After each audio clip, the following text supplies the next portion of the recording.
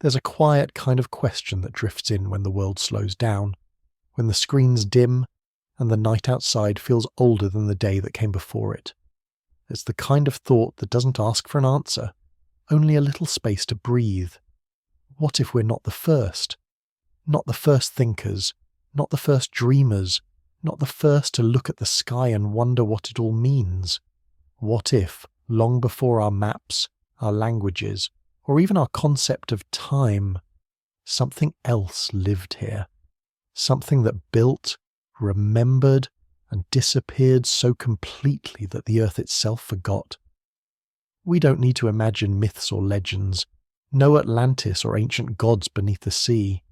The question is quieter than that, and perhaps more unsettling.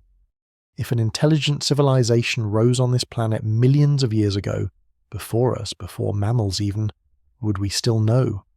Would the traces of their existence survive the endless grinding of continents, the turning of oceans, the patient work of time? Or would every story they told, every mark they left, have been folded back into the rock and rewritten as geology? Tonight, under the slow turning of the earth, we're going to listen for those missing echoes.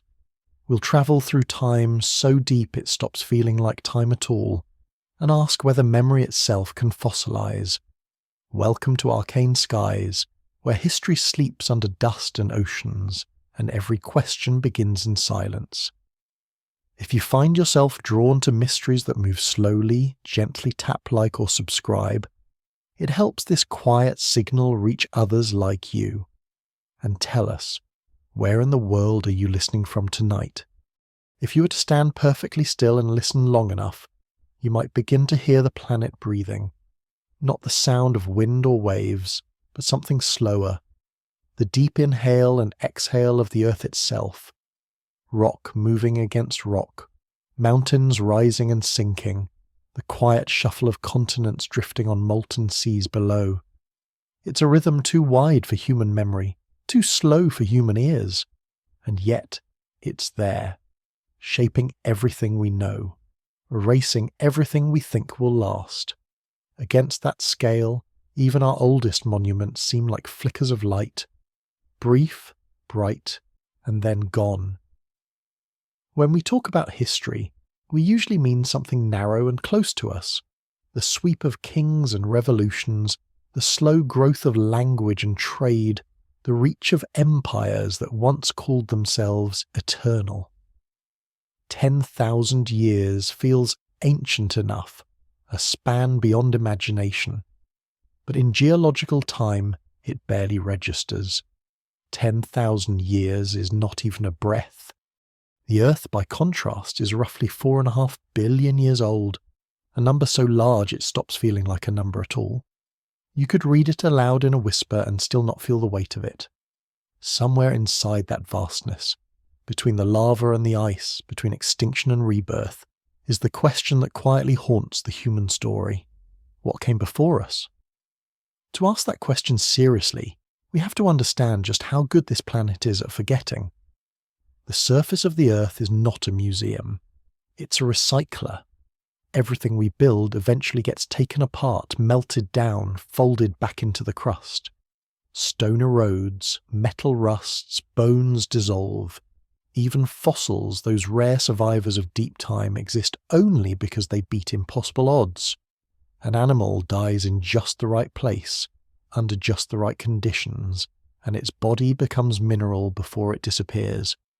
Then those minerals must survive millions of years of pressure, heat, and motion before a curious species like ours digs them up again and calls them evidence. Most life leaves no trace at all. Most stories, no matter how grand, are erased before the ink dries. If we disappeared tomorrow, what would be left of us in 1,000,000 years? Not the cities, not the books, not the digital ghosts stored in invisible clouds. Those would vanish almost instantly. Concrete cracks, glass crumbles, metal collapses, forests reclaim the streets, roots break through walls. 100 years later, our skyscrapers would be skeletons. 1,000 years later, they'd be dust. But in 10 million years, the continents themselves might have shifted. Our ruins would be ground into sand or swallowed by the sea.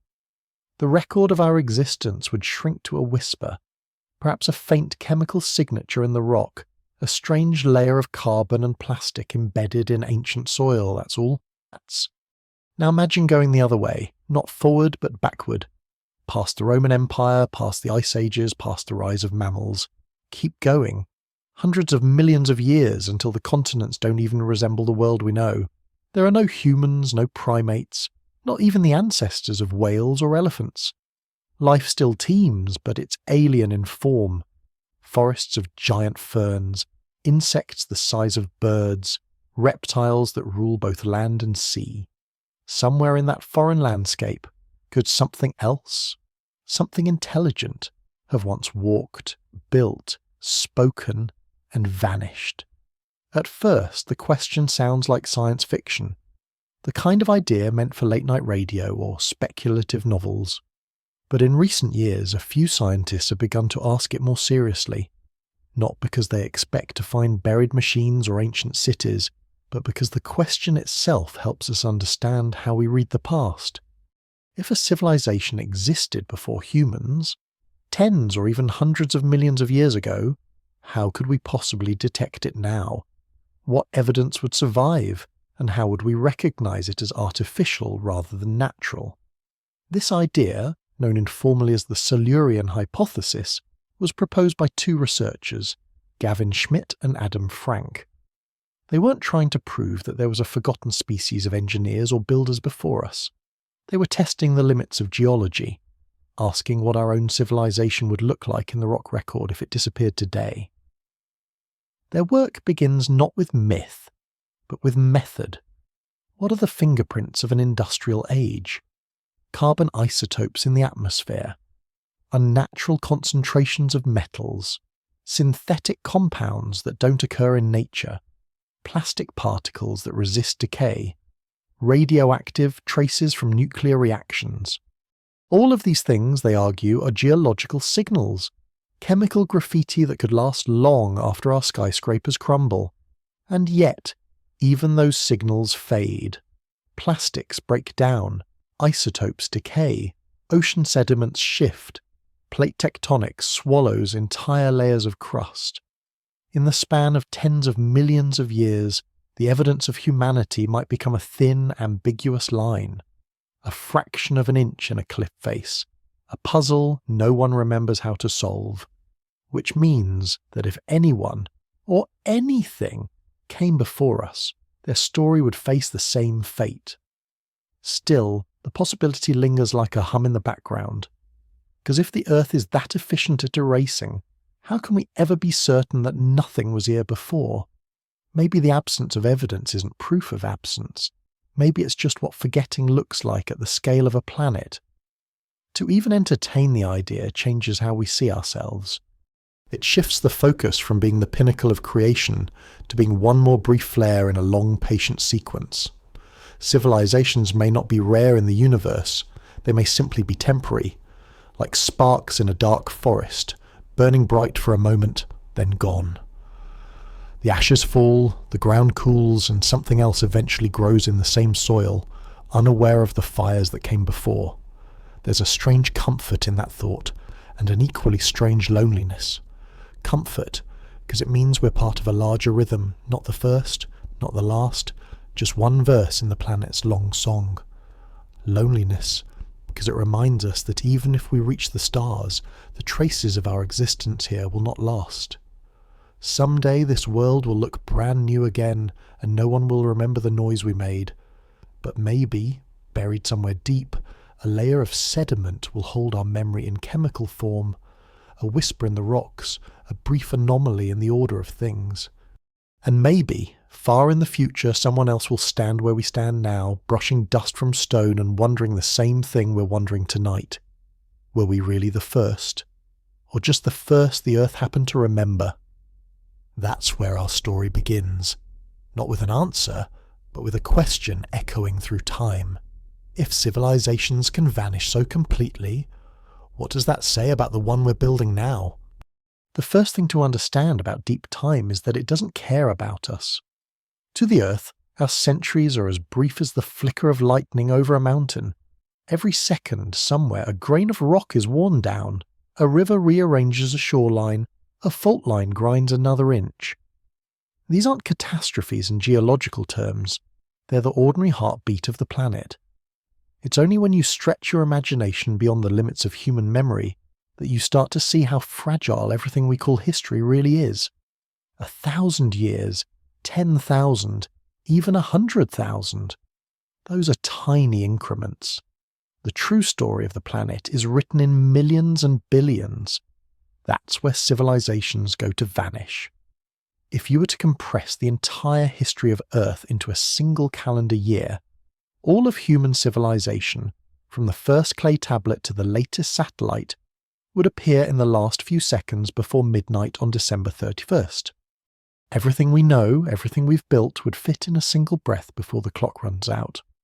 The rest of the year would be filled with other lives, the slow bloom of single-celled organisms, the rise and fall of ancient seas, forests that grew and burned and grew again, continents drifting together and breaking apart. The dinosaurs, for all their glory, would occupy only a few days in June. They ruled the world for over 150 million years and then disappeared. Not gradually, but suddenly in a geological blink. Their bones are all that remain, and even those are rare. That's what time does. It builds, it erases, it builds again. Now imagine trying to read that kind of story after most of the pages have been torn out. That's what geology is. It's detective work on a book that constantly rewrites itself. Every mountain range, every canyon, every layer of sediment is a fragment of memory. But the record is incomplete. Whole chapters of Earth's history are missing, erased by erosion, melted in volcanic fire, or swallowed back into the mantle by subduction. The surface we stand on isn't a solid foundation. It's a moving, shifting stage. The rocks under our feet are constantly being recycled, transformed, and pushed somewhere else. In that kind of world, how could anything truly ancient survive? Let's say, just for argument's sake, that an intelligent species rose to prominence 50 or 100 million years ago. Maybe they built things, structures, machines, as symbols, the way we do. Maybe they used metals, carved stone, or even invented their own kinds of chemistry. Would we be able to find them now? Probably not. The geological odds are stacked against survival. Even fossils which form under rare, perfect conditions are mostly destroyed before they can tell their story. If we struggle to recover the history of creatures that lived a few million years ago, what chance do we have of finding a culture that might have existed 100 million years before that?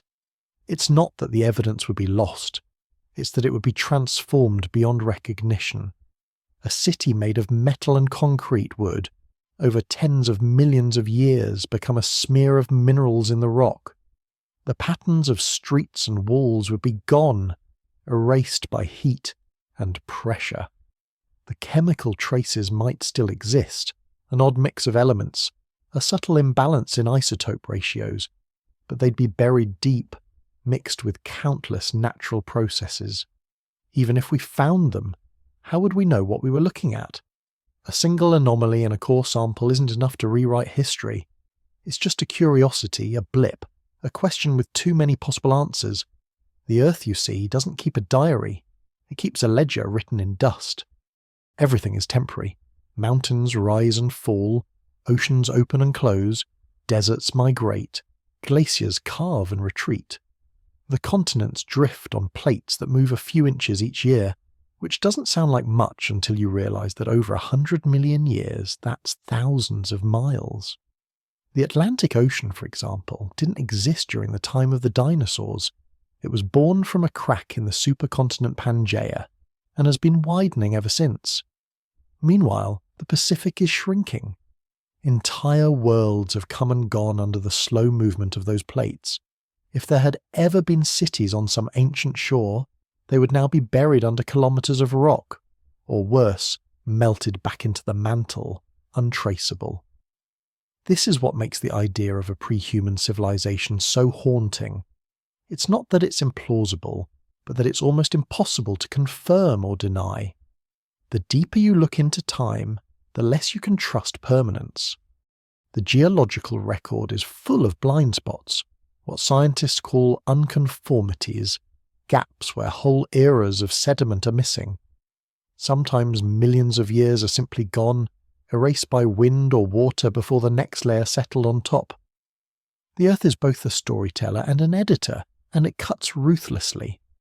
Every so often, though, it leaves a clue, a fossilized leaf, a ripple in sandstone, a thin layer of ash marking a catastrophe. These are the exceptions, the rare sentences that survive the rewriting. They tell us that life was here, that something lived, grew, and ended. But they don't tell us the whole story. Most species that ever existed left no trace at all, and if life itself can vanish so completely, imagine what happens to culture, to memory, to language. Those are even more fragile than bone. When people hear the idea of lost civilizations, they often imagine grand ruins, temples buried under jungles or cities hidden beneath the sea. But the reality of deep time is quieter, lonelier. It's not that the ruins are waiting to be found, it's that the ruins were never meant to last. Everything dissolves eventually. Even the oldest stone monuments we know, the pyramids, Stonehenge, the ziggurats of Mesopotamia, are infants compared to geological processes. Give them another 100,000 years and they'll crumble. Give them 1,000,000 and the wind will have erased their shape completely. So when we ask whether someone came before us, we're not really looking for walls or tools, we're looking for something subtler, a fingerprint in the chemistry of the planet, a pattern that doesn't fit, a change that couldn't have come from volcanoes or meteors or microbes alone.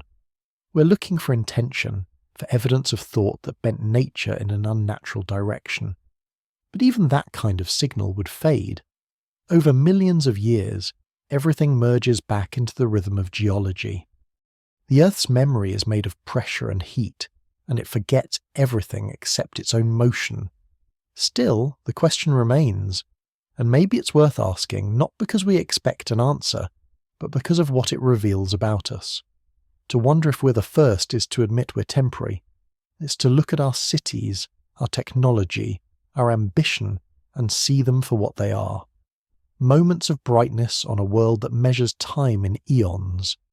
It's a reminder that intelligence doesn't guarantee permanence. Even the greatest builders are at the mercy of tectonics and time.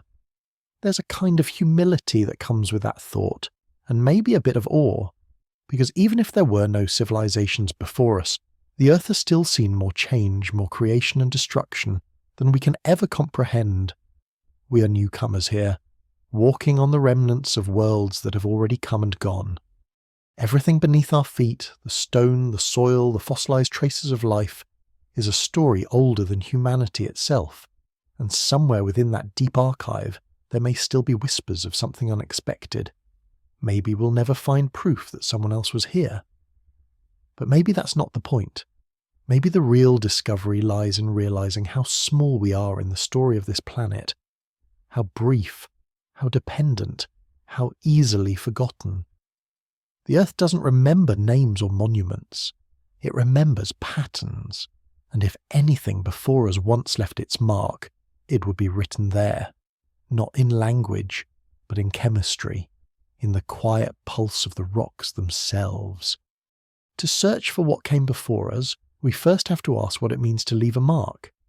Humans tend to think in terms of objects, things we can hold, measure, photograph, or label. We call those things evidence, and they make us feel certain about the past. But the deeper you travel into geological time, the fewer objects remain. What's left is not a collection of artifacts, but a pattern, a whisper of chemistry, a distortion in the rhythm of natural change. It's like listening for a song in a storm. The melody is there, but the noise of the planet is so loud, so endless, that it drowns almost everything else. When scientists study ancient life, they're often dealing with ghosts. The fossil record is not a catalogue, it's a patchwork. For every perfectly preserved skeleton, there are millions of organisms that vanished without a trace. Fossilization is not the rule, it's the miracle. To become a fossil, a creature must die in just the right place, in just the right way, and then avoid every force that would destroy it. It's like winning the lottery of time. Most bones rot, most shells dissolve, most traces are swept away before they can even begin to harden into stone. And yet, despite all that loss, we've built entire histories on those rare survivors. A rib here, a footprint there, a shard of tooth. We read them like scripture, filling the gaps with imagination. Now take that uncertainty and multiply it by 100 million years. That's what it would mean to look for a civilization that predates humanity. Even if such a civilization had existed, most of its remains would have been erased long before the first dinosaurs evolved. Cities, tools, art, all would have turned back into minerals. The planet would have folded their traces into its own layers, recycling every molecule until nothing recognizable remained. So if there's any record left, it wouldn't be in ruins or fossils. It would be in chemistry, in the altered balance of elements, in isotopic anomalies that tell of something unnatural, something deliberate. This is where the question becomes scientific, not speculative. Every living thing on Earth leaves a chemical footprint. Plants pull carbon from the air, volcanoes release sulfur, oceans trap nitrogen. The planet's chemistry changes slowly, like a tide. But industrial civilization, the kind that burns, mines, and synthesizes, changes that chemistry fast. Humans have already altered the balance of carbon isotopes in the atmosphere, raised the levels of heavy metals in the soil, and spread plastics and artificial compounds across the entire biosphere. These are signatures that could, in theory, persist for millions of years in some form. They are the fingerprints of our presence, and they would exist even if every trace of our culture, our cities, our bones were gone. If you wanted to know whether a civilization once lived on a planet, you wouldn't look for their architecture, you'd look for their chemistry. You'd study the sediments, the ice cores, the deep layers of rock. You'd search for sudden, unnatural shifts, the kind that nature doesn't produce on its own. For example, the rapid increase of carbon dioxide and methane in the atmosphere that we're producing right now might someday appear in the record as a sharp chemical spike, a black line in the strata, much like the layer that marks the asteroid impact which ended the age of the dinosaurs. Future geologists, whoever they might be, could study that line and see that something unusual happened. A burst of heat, a disruption in the biosphere. But would they recognize it as the work of intelligent beings, or just another natural catastrophe? That uncertainty is the core of the Silurian Hypothesis. It's not a claim that there was another civilization. It's a reminder of how difficult it would be to know if there ever had been. Even now, with our technology, our satellites and our instruments, we're only just beginning to understand the fine details of Earth's own history. There are entire epochs we know almost nothing about. Vast stretches of time that left behind no fossils, no clear climate record, no traceable events. Some layers of rock are missing completely, eroded away or buried under the sea. In those absences, anything could have happened. But maybe the more important question isn't whether a civilization existed, but what counts as civilization. We tend to picture ourselves when we imagine intelligence, beings that stand upright, speak, build, and leave monuments. Yet intelligence doesn't have to look like us. It might not build at all. Consider the termite mound, a structure created by millions of insects working together. Inside, temperature and humidity are carefully regulated. Air flows through channels that mimic the design of lungs. To an outside observer, the mound might look like a pile of dirt, but it's a living machine, self-regulating, collective, efficient.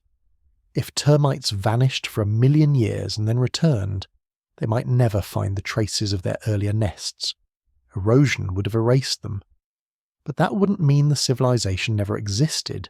It would just mean time won the argument. If there had ever been an intelligent species before us, it could have taken forms we can hardly imagine. Maybe it lived in the sea, building with materials that don't fossilize. Maybe it never needed fire or metal, never carved stone or forged tools. Maybe it expressed intelligence through biological manipulation, through symbiosis, breeding, or communication that left no physical record. Intelligence doesn't always mean technology. Sometimes it means understanding the environment so deeply that nothing is wasted or left behind. We might be the first species to industrialize the planet, but that doesn't mean we're the first to think. Still, science works best with evidence, and evidence demands something measurable. So what could survive long enough to prove that an ancient civilization once existed? A few possibilities stand out. Certain synthetic chemicals, the kinds that don't appear in nature, could, under the right conditions, persist for tens of millions of years. Plastics, for example, might degrade on the surface but survive underground or under the ocean floor, sealed away from oxygen and light. Heavy metal concentrations in ancient sediments might also serve as clues, especially if they appear in patterns that suggest mining or refining. Even the global distribution of isotopes, say a sharp imbalance in carbon or nitrogen ratios, could be a sign of artificial activity. Of course, natural processes can mimic these effects. Massive volcanic eruptions, for instance, can release enough carbon to warm the planet, acidify the oceans, and trigger mass extinctions. Methane bursts from melting ice can produce chemical signatures that look eerily similar to those created by fossil fuel combustion. So even if we found evidence of a sudden planet-wide change, it wouldn't be easy to tell whether it came from biology, geology, or technology. The planet's handwriting is complicated, and it tends to overwrite itself. And yet, somewhere deep down, there's a quiet conviction that intelligence leaves a different kind of mark, not just chemical, but structural, organizational, aesthetic. The way life arranges itself when it starts to think, when it begins to see patterns in its own patterns. Maybe that's what we're really looking for, not ruins or relics, but logic, the subtle geometry of intention embedded in the layers of the earth. If that's true, then the search for lost civilizations isn't about nostalgia or fantasy. It's about learning to read the planet differently, to see beyond the obvious and listen for echoes in the static. The rocks may not tell us everything, but they're not silent either. Every layer, every anomaly, every trace of imbalance is a clue, a sentence from a story that's still being written, still being erased. And maybe, somewhere in that story, there's a line that doesn't quite fit, a sentence that suggests we're not the first to wonder what it means to be remembered. If you've ever walked through an abandoned building, you know how quickly silence takes over. The walls start to crumble, vines crawl through broken windows, and the smell of earth begins to seep in where air once moved freely. What was once alive with voices and light becomes a husk, a skeleton waiting to be claimed by the elements. That's the scale of decay we can see. Now imagine stretching that process across millions of years. The ruins don't just collapse, they dissolve into the very material of the world. Time doesn't destroy everything at once. It erases layer by layer until even the memory of shape is gone. This is why searching for an ancient civilization means searching in the language of geology, not archaeology. Archaeology deals with things measured in centuries or millennia. Geology speaks in epochs. Where archaeologists look for buildings or pottery, geologists look for changes in rock and soil. The faint imprints left when something massive but temporary brushed against the planet's rhythm. They know that Earth isn't a static archive but a restless living machine. It buries, melts, folds, and lifts. It swallows its own history and spits it out again, reworked, unrecognizable. And within that motion, the survival of anything, a fossil, a tool, a story, is a miracle. The ocean floor is one of the planet's great erasers. It's constantly being recycled through a process called subduction, where old crust sinks beneath new crust and melts back into the mantle. The average age of the ocean floor is only about 200 million years. That may sound ancient, but compared to the Earth's 4.5 billion year lifespan, It's just yesterday. Every few 100 million years, most of the seafloor is replaced completely. That means if a civilization ever built along ancient coastlines, the same places we tend to favour, their traces would be long gone, swallowed by tectonic churn. Even continents which last longer don't escape change. They're scraped by glaciers, broken by earthquakes, flooded by rising seas, and scorched by lava flows. The surface of our planet is a restless skin, constantly healing and reopening its wounds. Think of it this way. The Earth is not a graveyard. It's a compost pile. Everything goes back into the mix. The only things that survive are the things that happen to fall into the right kind of silence, buried fast, kept still, shielded from air, light, and movement. Even then, survival is luck, not destiny. A single shift in temperature, a tremor deep below or a flood above can erase what has waited quietly for millions of years. When we study fossils, we're studying the lucky few who beat the odds. Most creatures that ever lived didn't leave bones behind. And even among the ones that did, most of those bones were destroyed before discovery. The fossil record is a collection of survivors, fragments of a vast and mostly vanished history. To believe we know the full story of life from fossils is like reading one word out of every 100 pages of a book and thinking we understand the plot. We know just enough to sense how much we don't know. Now add civilization to that equation. Our buildings, our machines, even our bodies are less durable than bone. Steel rusts, copper corrodes, glass fractures, and concrete eventually crumbles to dust. A few things, ceramics, certain plastics, or glass sealed in the absence of air, might last longer, but not indefinitely. Erosion, oxidation, and geological movement are patient beyond comprehension. If a city of ours can't survive more than a few million years without turning into dust, what chance would a civilization have that lived 100 million years before us? Sometimes people ask, wouldn't we find their fossils? Wouldn't we have uncovered their bones? But fossilization is a game of odds. The vast majority of species leave nothing behind, especially those that live in environments that don't preserve remains. Rainforests, mountains, coastlines, and swamps. If an intelligent species had evolved in any of those habitats, its traces would be gone within centuries, let alone millions of years. The ground doesn't care whether it's covering the body of a fish or the ruins of the philosopher's city. Time levels everything.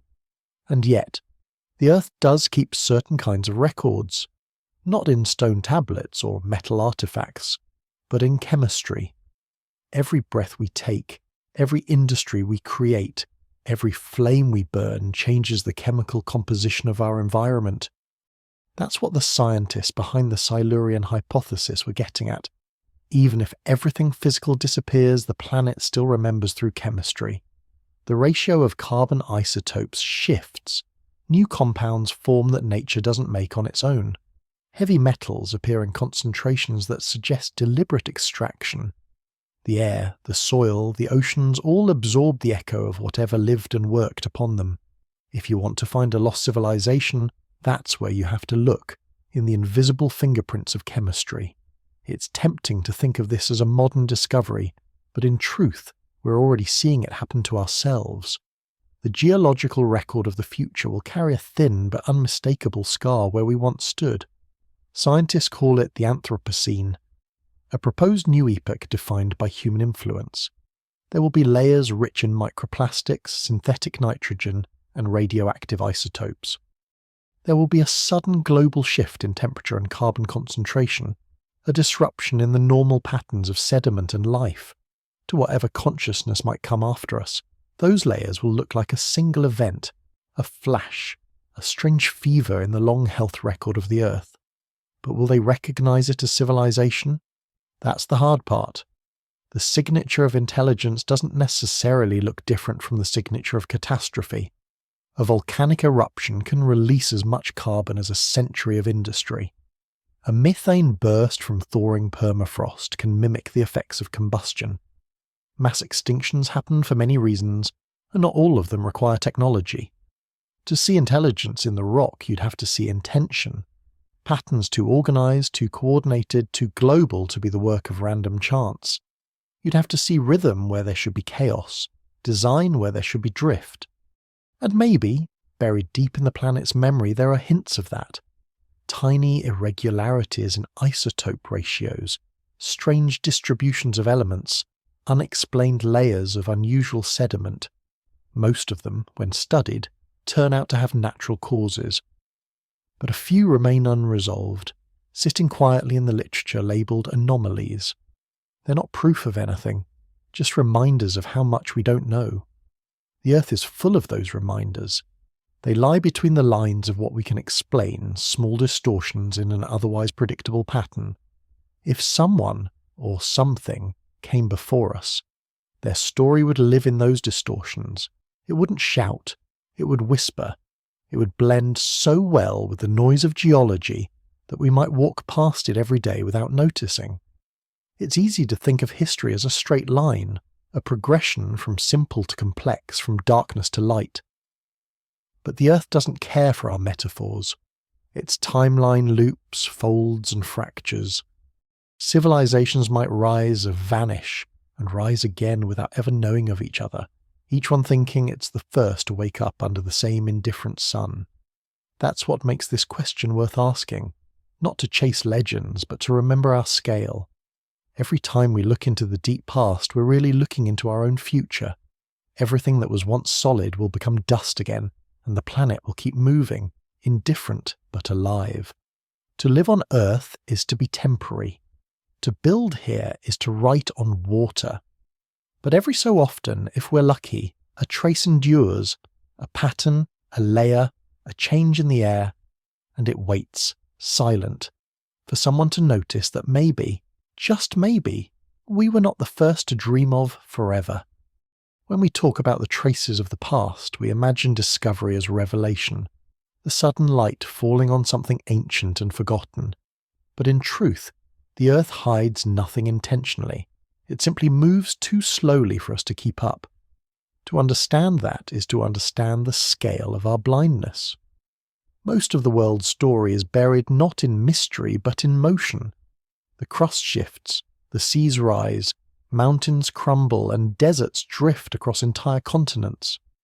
The story of life, civilization, extinction, and renewal isn't written in stone. It's written through stone, folded and rewritten again and again until only fragments remain. If anything older than us once walked this planet, we wouldn't find it in a museum. We'd find it in the texture of rock, in the strange silence between layers, in the places where time forgot to leave a translation. Geologists sometimes describe the Earth's record as a book with more missing pages than printed ones. The gaps, called unconformities, are everywhere. Sometimes they represent thousands of years, sometimes hundreds of millions. Imagine opening a novel and finding that entire chapters have been torn out, then trying to guess the story from what's left. That's what scientists face when they study ancient strata. For instance, in the Grand Canyon, one of the most complete geological records on the planet, there's a section known as the Great Unconformity, where over 1 billion years of history are missing. 1 billion!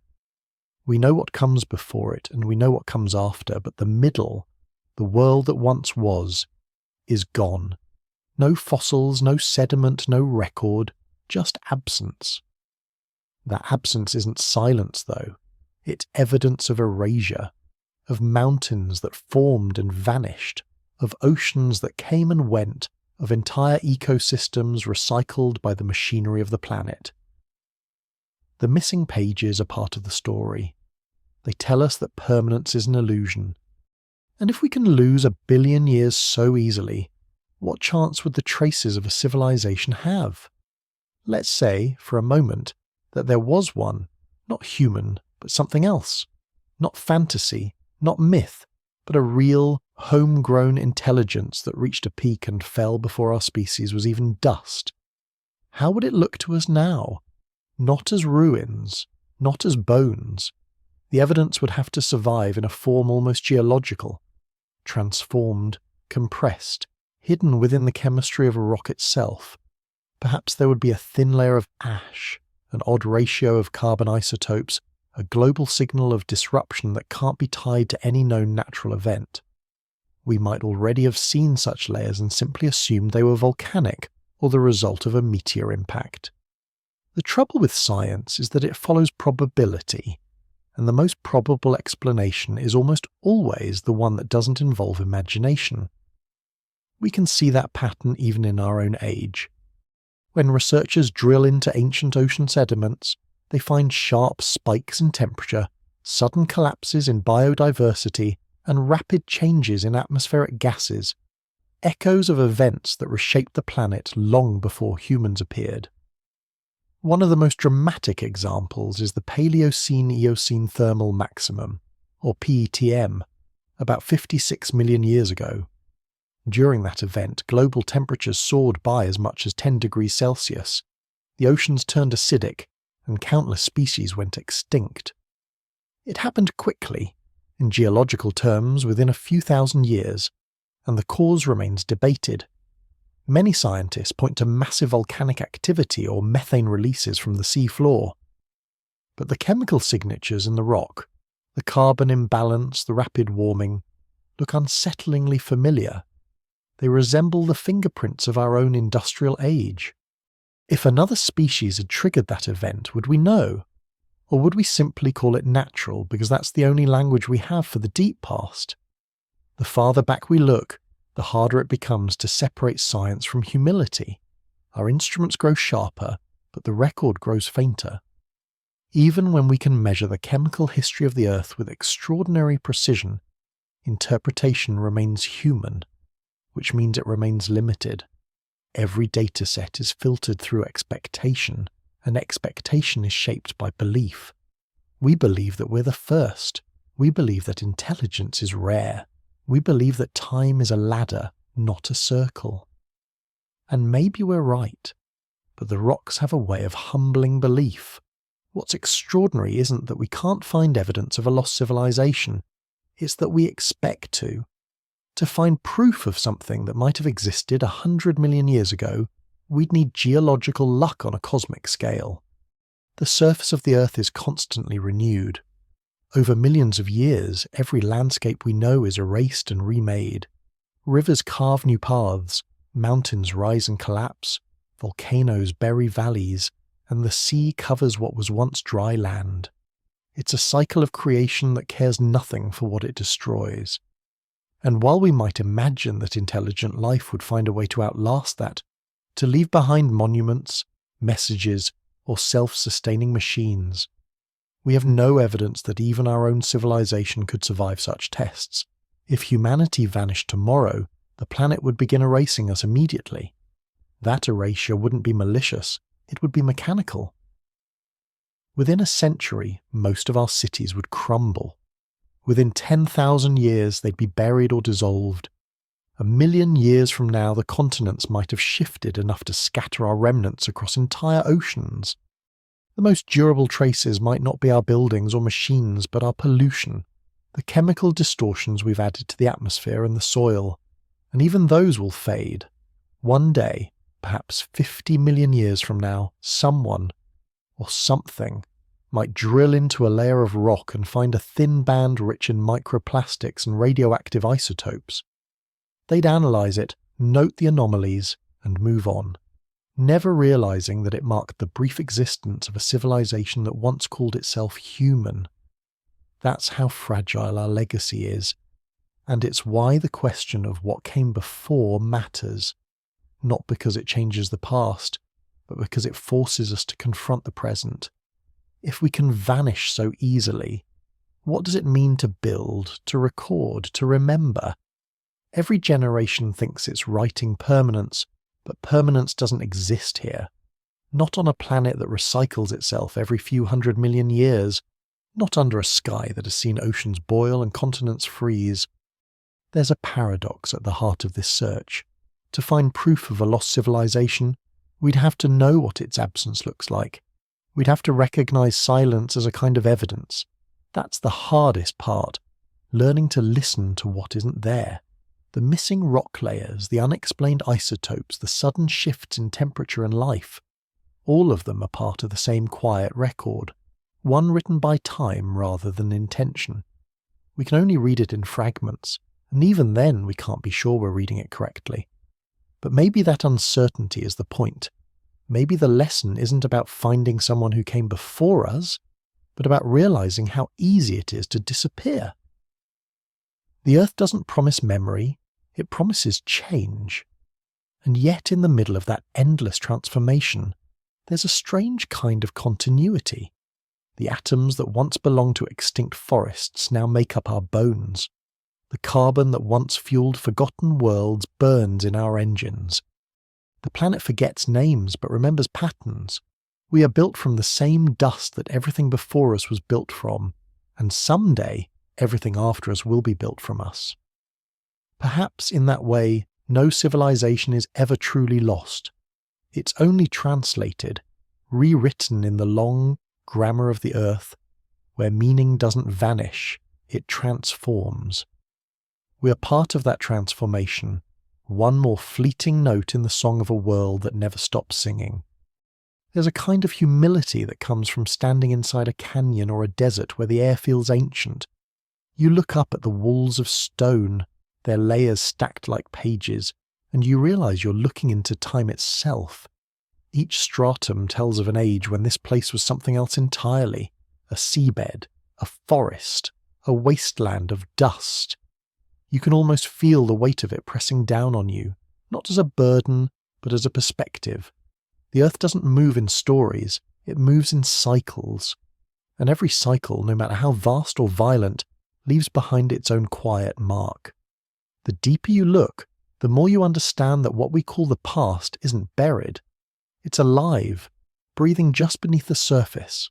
It's strange to think of the planet as a living thing, but that's what it is, not in the sense of consciousness, but in the rhythm of renewal. Volcanoes are its heartbeat. Rivers are its veins.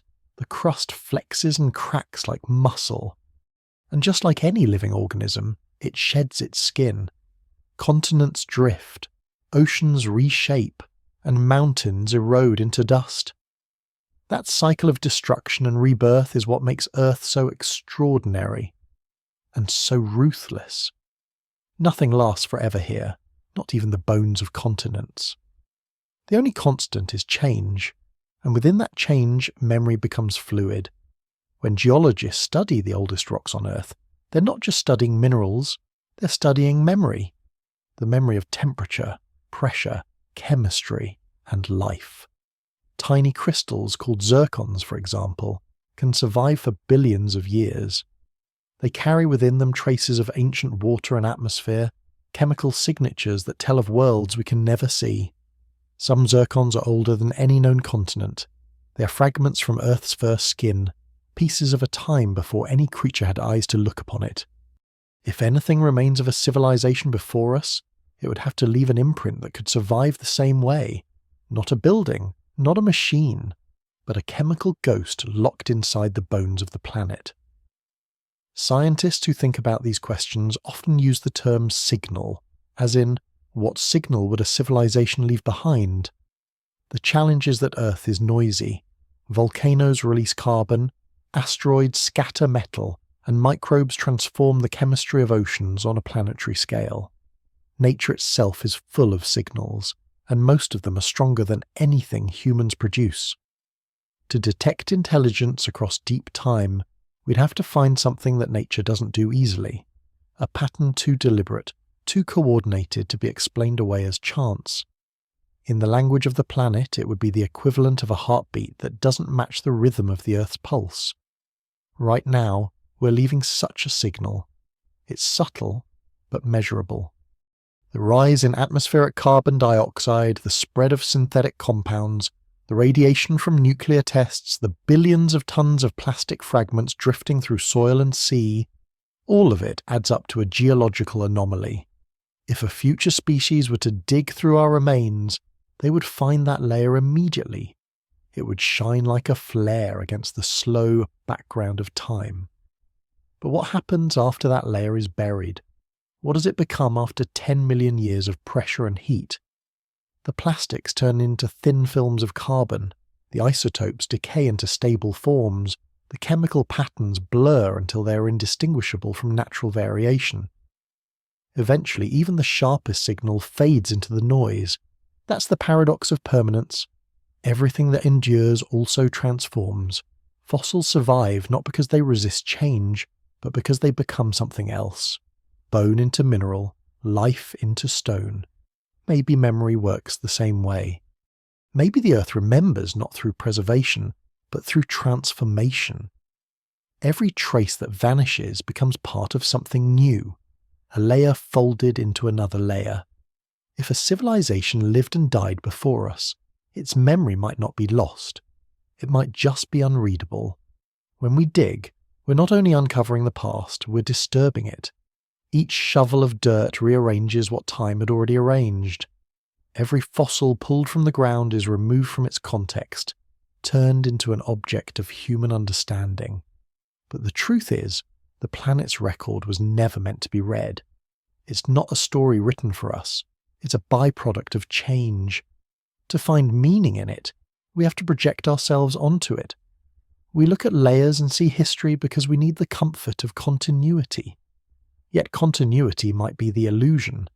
The Earth doesn't draw lines between epochs. We do. The rocks don't name their ages. We name them to feel less lost. Still, within that illusion, there's a strange tenderness. Every discovery we make, every fossil, every mineral, every anomaly, is an act of recognition. It's a moment when our brief existence overlaps with something immeasurably older. To wonder whether someone came before us is to reach beyond the limits of human time and imagine belonging to something larger. It's to acknowledge that intelligence might not be the rare exception we think it is. Maybe it's part of the same cycle that governs everything else. Creation, destruction, rebirth. Consider what that means for us now.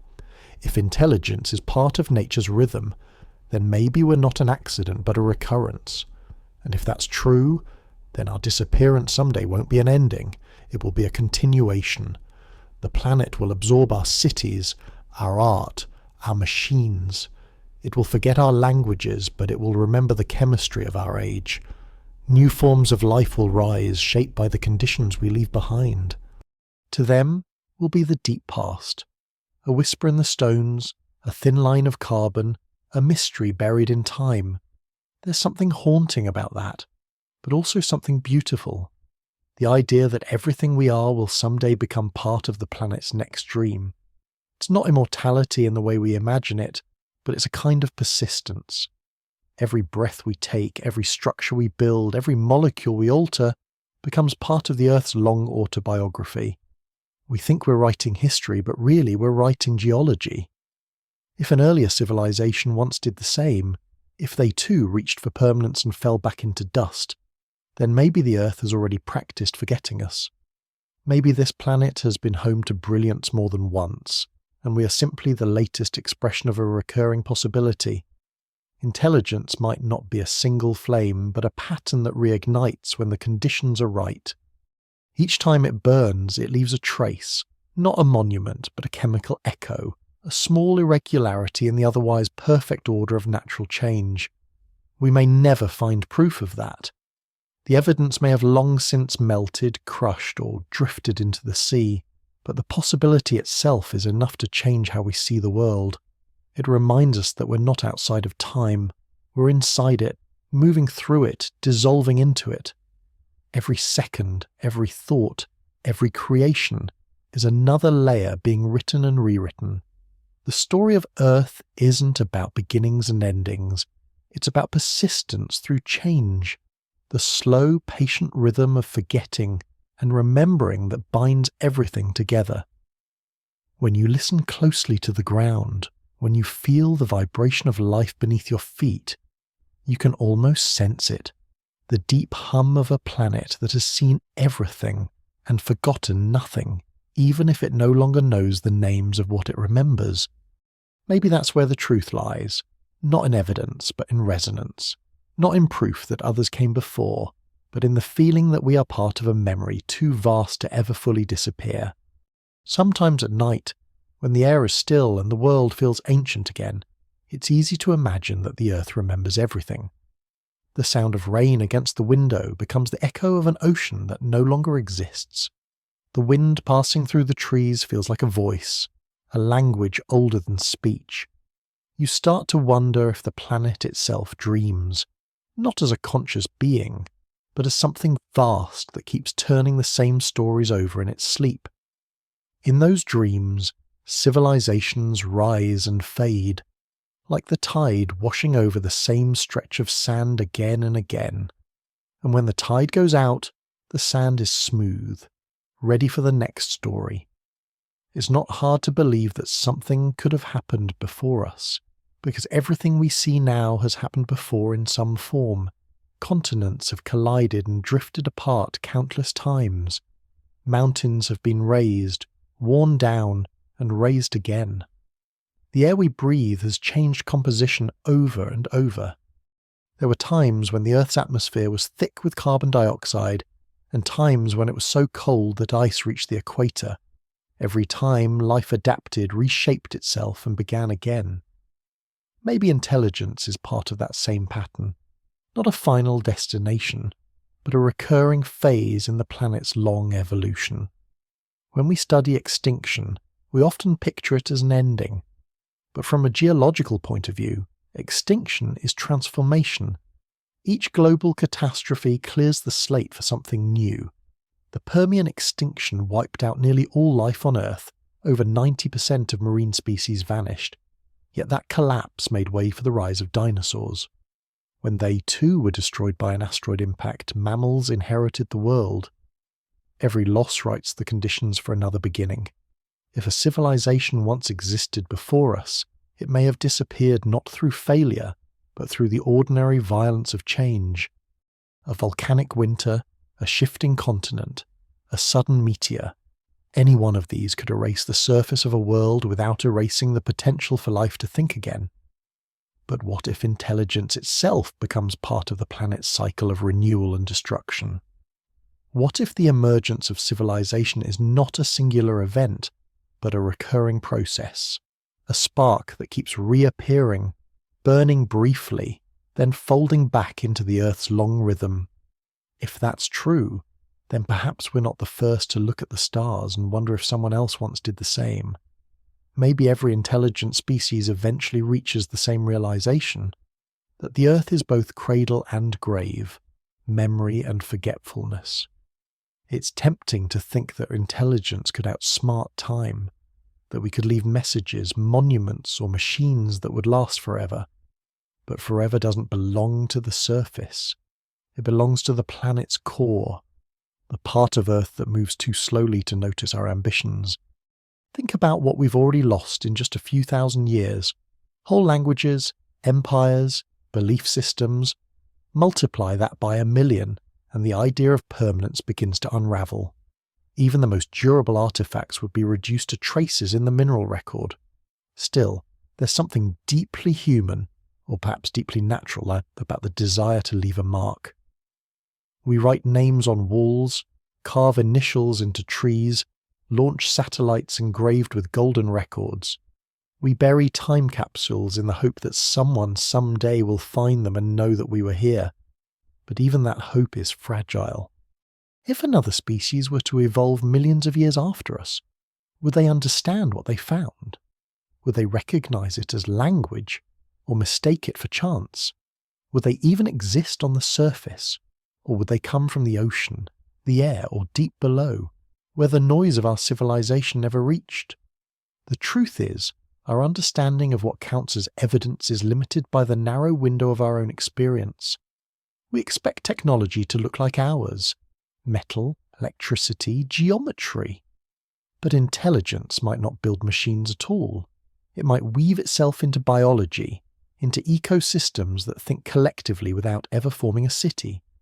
It might exist as patterns of light beneath the ocean, as networks of fungi communicating through chemical pulses, or as currents of energy that never leave a trace we'd recognize as artificial. If such beings existed in the past, how would we see them now? We'd mistake their work for nature itself. Their cities might have been forests, their communication a shift in the colour of leaves. What we'd call wildlife, they might have called architecture. Even now we find evidence that the planet carries memories we barely understand. Fossilised pollen reveals ancient climates. Tree rings record droughts and storms centuries old. Ice cores hold bubbles of air from eras before humans walked upright. Within those bubbles are clues, the breath of extinct forests, the smoke of forgotten fires. When scientists melt those cores and release that ancient air, it's like opening a message from time. The Earth has been sending us those messages all along. We've just only recently learned to listen. The irony is that we may be writing the next message without realizing it. Every ton of carbon we release, every fragment of plastic we produce, every trace of radiation that seeps into the soil, it all becomes part of the geological archive. Our age will be defined not by our technology, but by our chemistry. The Anthropocene layer, as some call it, will mark the brief era when a single species changed the planet's balance. It's a strange legacy, not monuments or cities, but a shift in the molecular composition of air and rock. Maybe that's all any civilization ever leaves behind, a signal so subtle that only the passage of millions of years can reveal it. If we could travel far enough into the future, to a time when the continents have rearranged and the oceans have risen and fallen again, perhaps the next sentient beings would study that signal the way we study fossils. They'd see the sudden warming, the chemical disruption, the disappearance of countless species. They might wonder what happened, what force altered the planet so suddenly. And maybe they'd invent a name for us, not humans, but something more like the brief ones, the species that burned bright and vanished. It's strange to imagine that we could become a mystery to the future, the way the past is a mystery to us. Somewhere deep in the Earth's layers, there might already be stories like ours, civilizations erased, waiting for their chance to be misinterpreted. Every time we find an anomaly in the geological record, a sudden change in temperature, an unexplained extinction, a chemical imbalance, we're reading between the lines of those buried stories. Most of the time, the answers are simple: volcanoes, meteors, microbes. But not always. Every so often there's a silence that feels too deliberate, a transition too sharp, as if something once existed and then stepped aside without leaving a reason. We may never know if those silences mean anything. The Earth keeps its secrets not by hiding them, but by transforming them until they're unrecognizable. Yet the act of looking, of asking whether we're alone in time, not just in space, changes us. It humbles us, slows us down, makes us listen to the ground differently. Maybe that's the real point. Maybe the value of the question lies not in the answer, but in the awareness it awakens. The reminder that we're part of something so vast that even our disappearance would only be another fold in the planet's story. And in that story, perhaps intelligence is not a miracle or an accident, but a rhythm. It rises when the world is ready, fades when it must, and waits in the silence between epochs until the cycle begins again. Maybe we're just another verse in that endless song, one that the Earth will hum to itself long after our names are gone. There's a quiet power in realizing that the ground beneath your feet has moved, changed, and reinvented itself countless times. Every grain of sand was once part of something solid, a mountain, a coral reef, a fragment of the ocean floor. Every stone has been through fire, pressure, and silence. The Earth is an artist of erasure. It doesn't destroy, it transforms. And somewhere in that endless process of renewal lies the reason why the past is so hard to see. Time isn't a straight line. It's a spiral that folds in on itself, burying its own traces. The deeper you go, the more you understand that forgetting isn't a failure of memory. It's how the planet keeps going. If we wanted to look for signs of an earlier civilization, one that predated humans by tens or hundreds of millions of years, we would need to think like the planet does. We'd have to look for the places where memory gets trapped, where movement slows, where fragments of the past are sealed away. Those places do exist. Beneath the Antarctic ice, inside layers of shale on the ocean floor, in the sediment of deep lakes untouched by tectonic churn. They're the still points in the Earth's long dance, the places where time pauses just long enough to keep a secret. The irony is that those secrets are often microscopic. To find them, scientists use tools that can detect differences in the ratios of isotopes. Tiny variations in atoms that act like fingerprints. Each isotope tells a story. How much carbon was in the air, how much oxygen was in the sea, how the planet's temperature shifted. When you line up those chemical patterns, they form something like a pulse, the heartbeat of the Earth across millions of years. Most of the time the pulse is steady. Then, suddenly, there's a spike or a drop, a sharp disruption that lasts only an instant in geological terms but forever changes what comes after. We've learned to read those disruptions. A layer of iridium marks the meteor that ended the dinosaurs. Spikes in carbon dioxide show volcanic upheavals that warmed the planet and suffocated oceans. Shifts in sulfur or mercury trace ancient eruptions that darken the skies. Each anomaly is an event, a catastrophe, a rebirth, a change so profound it rewrote the script of life.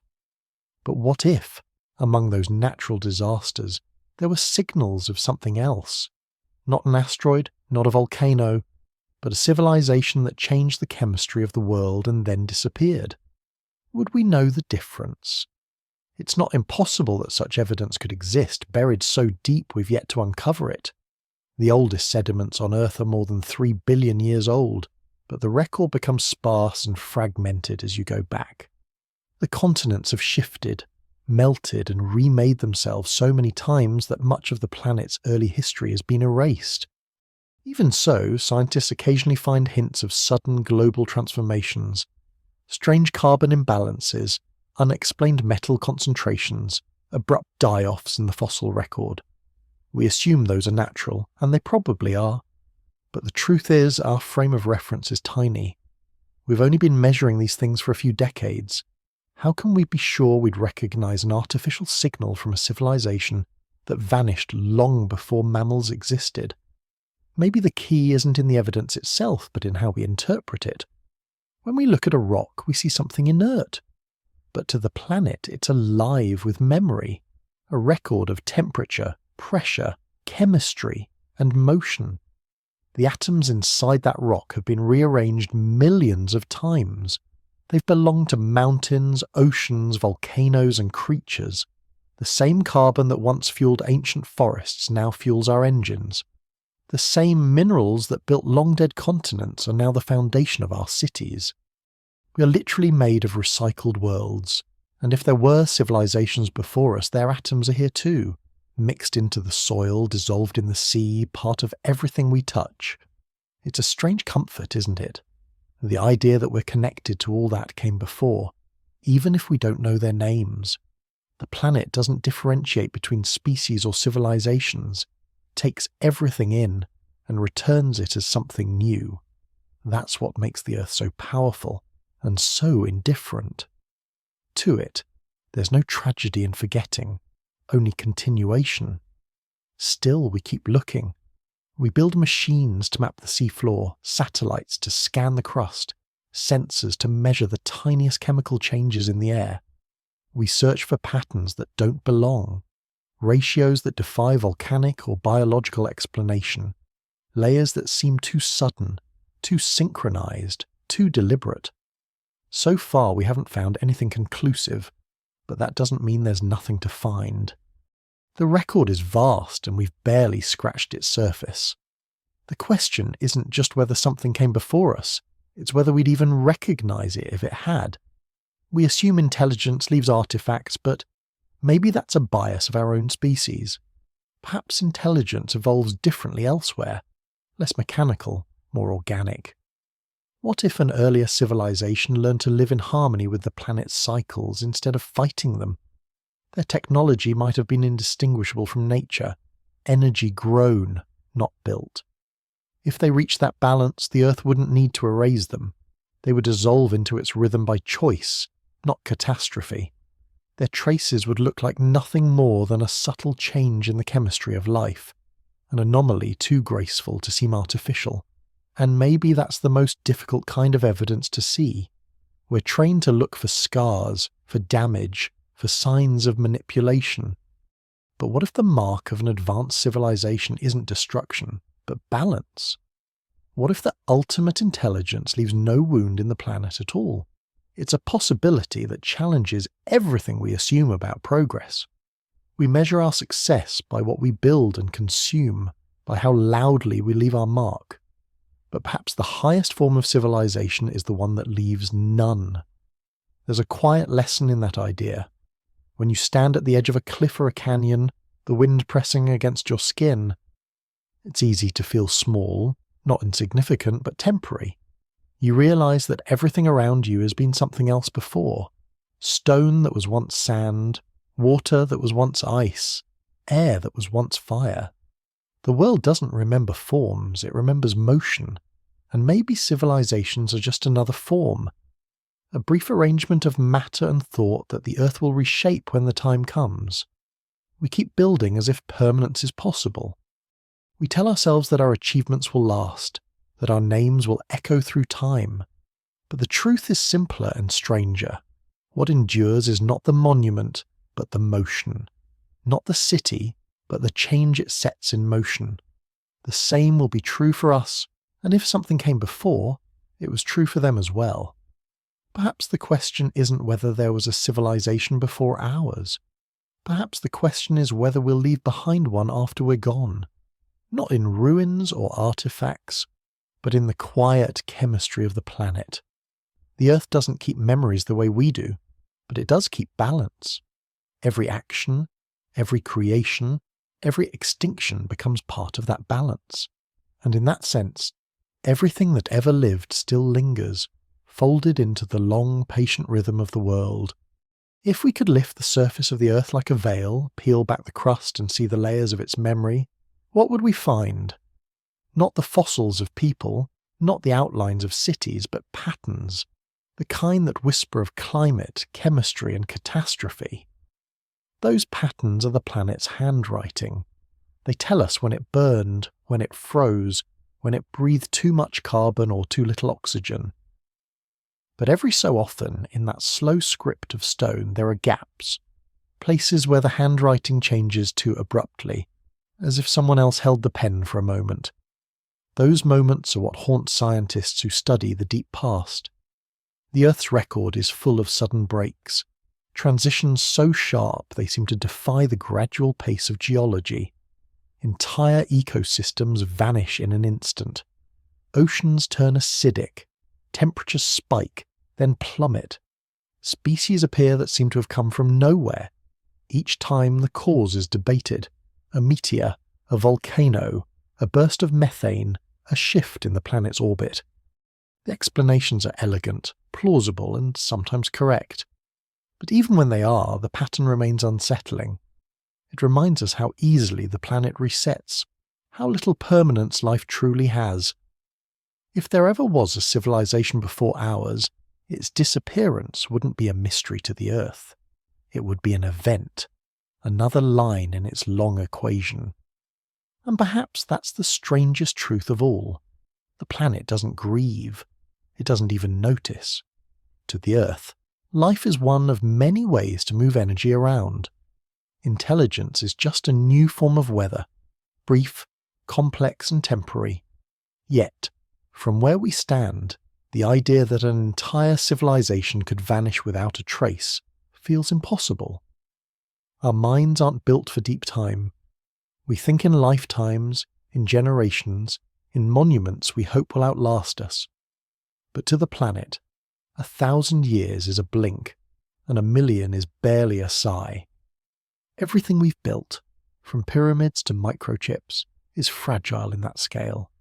Heat, pressure, and water will erase it all. Some scientists have tried to imagine what the final record of humanity might look like. They call it the techno-fossil layer. It would be thin, no more than a few centimetres in the rock record, but rich with signs of our presence. There would be microplastics fused with sand grains, synthetic chemicals bound into sediments, and isotopes altered by our industries. In short, a chemical anomaly, a layer that doesn't match the patterns before or after it. To a future observer, it would appear as a sudden spike of change, intense, global, and brief. Exactly the kind of spike we already see scattered through the geological past. That thought leads to an uneasy symmetry. What if the techno-fossil layers of earlier civilizations are already there, hiding in plain sight?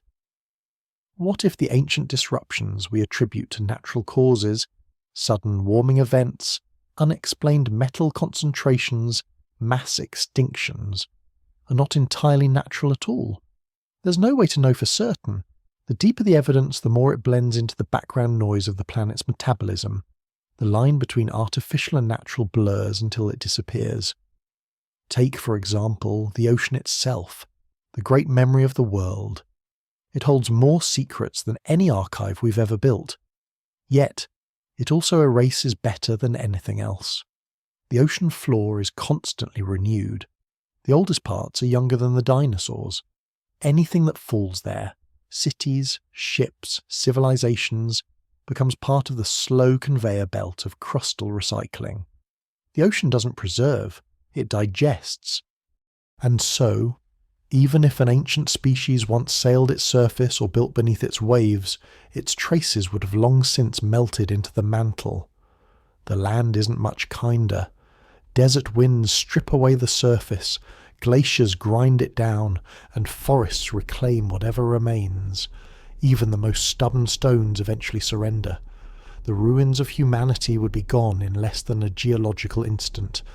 Our presence would survive only as chemistry, a shadow in the isotopes of rock and soil. The same would be true for any who came before us. It's easy to dismiss this as speculation, the kind of thought that belongs to philosophy rather than science. But that's the beauty of the Silurian Hypothesis. It isn't about proving there was another civilization. It's about testing the limits of how much we can truly know. It's a mirror held up to our assumptions. If we can barely imagine detecting ourselves in 10 million years, how can we be certain there was nothing before? The question forces humility, and humility is the beginning of understanding. Perhaps that's what makes this idea so captivating. Not the possibility of predecessors, but what it reveals about our fragility. We like to think of ourselves as permanent, as the climax of creation. But the truth is quieter. We're a single chapter in a book that rewrites itself every few pages. Civilization may not be a goal, but a recurring condition, something the Earth produces now and then, like a bloom in the ocean, a momentary complexity that eventually fades. If intelligence does return again and again, maybe each version leaves the world slightly altered, not enough to preserve identity, but enough to shape what comes next.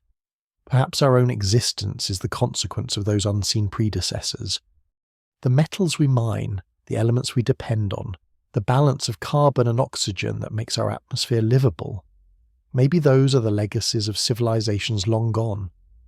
Their rise and fall could have seeded the chemistry that made our own possible. In that sense, we might not just be the first humans, we might be the continuation of something older, reborn in a new form. It's a poetic idea, but it's also strangely logical. Everything in the universe runs on cycles. Stars are born, burn and die, scattering their elements to form new stars, new worlds, new lives. Why should civilizations be any different?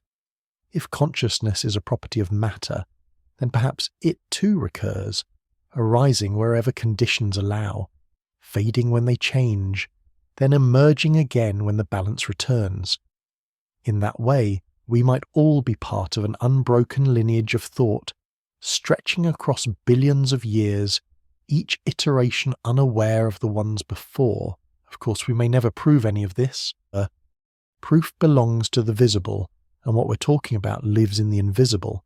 But sometimes the absence of evidence isn't the end of a mystery. It's the heart of it. The silence of the deep earth is not emptiness. It's the sound of a story still being written. Maybe we'll never find the traces of whoever came before, but that doesn't mean they're gone. Their atoms are still here, their influence folded into the soil, the sea, and the sky. We're walking through their legacy every day without realizing it. And one day, far in the future, when our own layer becomes just another thin line in the rocks, someone, or something, will walk through ours. They'll see the residue of our presence, the faint signature of an age that burned too bright and too fast. They'll wonder what we were, what we believed, and whether we ever guessed that others might have come before. And in that wondering, the cycle will begin again, curiosity reborn, questions echoing through the deep, as timeless and patient as the earth itself. Imagine standing at the edge of a volcanic plain at dawn, when the world feels both ancient and alive. Steam rises from cracks in the ground, carrying the scent of minerals and fire. Beneath your feet, magma moves, slow, patient, unstoppable, reshaping the landscape inch by inch. You can feel it if you stand still long enough, the deep, steady pulse of the planet.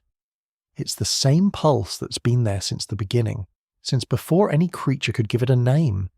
The rocks don't remember words, but they remember rhythm.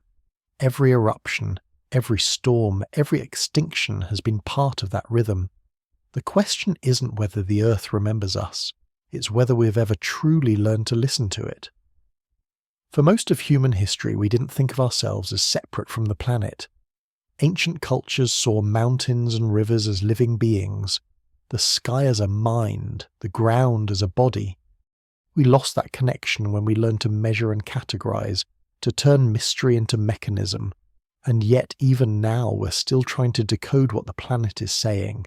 Every seismic wave, every shift in the magnetic field, every chemical trace in the atmosphere, all of it is a form of language. It tells us what the Earth has been through, what it's made of, and what it's trying to become. If an earlier civilization ever existed, it would have had to learn that same language. To survive for any meaningful stretch of time, they would have needed to understand the cycles of the Earth, how to live with them instead of against them. That's where our own story becomes revealing, because for all our intelligence, we're still clumsy in that regard. We build on fault lines, drain the seas, burn the air, and act surprised when the planet answers back. If a civilization before us managed to find balance, maybe that's why they vanished so cleanly, so not in ruin, but in harmony. Maybe they reached a point where survival didn't mean domination, but disappearance, folding their existence into the planet so completely that even their memory became indistinguishable from nature. It's an unsettling thought, but not necessarily a tragic one. What if the highest form of civilization isn't the one that conquers the planet, but the one that dissolves back into it? A species that learns to live within the limits of renewal might not leave ruins or scars. It would leave equilibrium, and when we, millions of years later, went looking for proof of them, we'd find nothing, because nothing would be the proof. The absence of imbalance, the quiet steadiness of the geological record, could be the trace of intelligence that refused to leave a wound. That kind of thinking challenges everything we believe about progress. We define success by expansion, more energy, more speed, more visibility. But the planet doesn't reward that. It rewards adaptation. The creatures that endure longest are the ones that learn to fit into the flow of change. Trees, corals, bacteria. They've survived mass extinctions by moving with the world, not by trying to outlast it. If intelligence is part of nature, maybe it eventually learns that same humility. Maybe every civilization reaches the same conclusion, that survival means becoming invisible. Of course, not all vanishings are peaceful. The Earth is full of sudden endings. The asteroid that ended the Cretaceous didn't ask permission. The volcanic fields that darkened the Permian sky didn't negotiate. Catastrophe is part of the system, and intelligence doesn't guarantee immunity. In fact, it might increase vulnerability. A species that changes its environment as rapidly as we do risks destabilizing the very conditions it depends on. The same creativity that builds civilizations also builds the tools of collapse.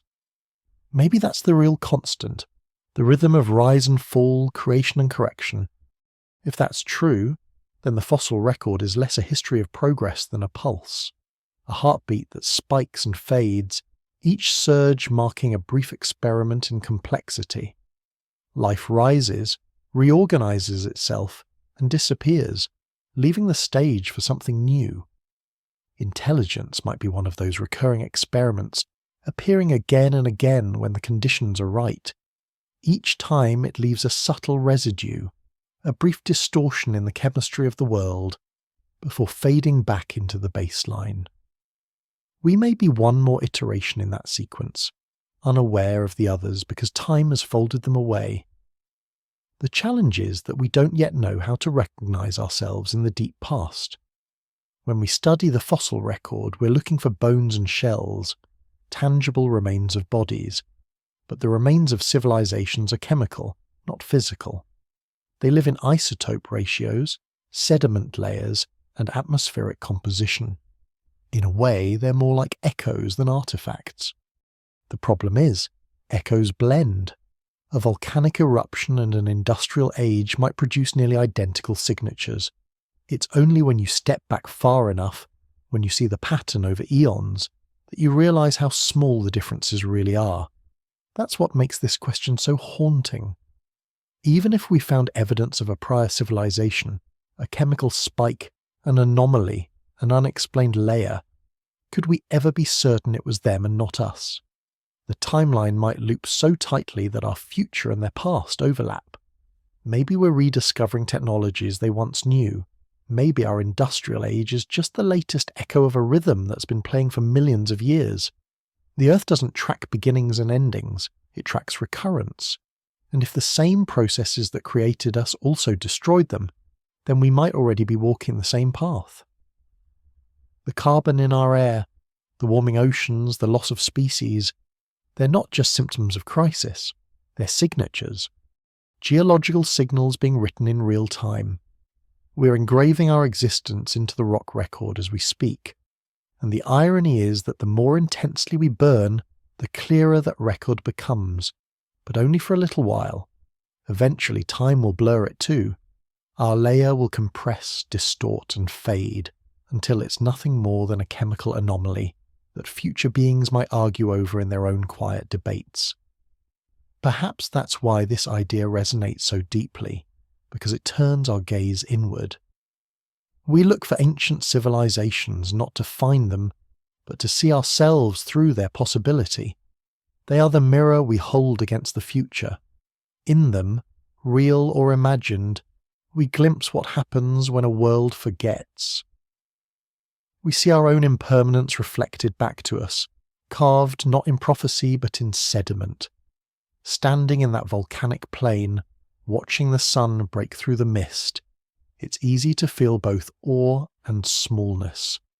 The heat under your feet is the same heat that forged continents, that swallowed oceans, that will one day erase the evidence of everything you know. The planet isn't cruel, it's thorough. It doesn't preserve what isn't needed, and yet, within that endless erasure, there's grace. The grace of continuity. Life ends, but the elements remain. Civilizations crumble, but their atoms become mountains, seas, and skies. Memory, in the deepest sense, isn't what stays the same. It's what changes form and keeps moving forward. So maybe we're not meant to last in the way we imagine.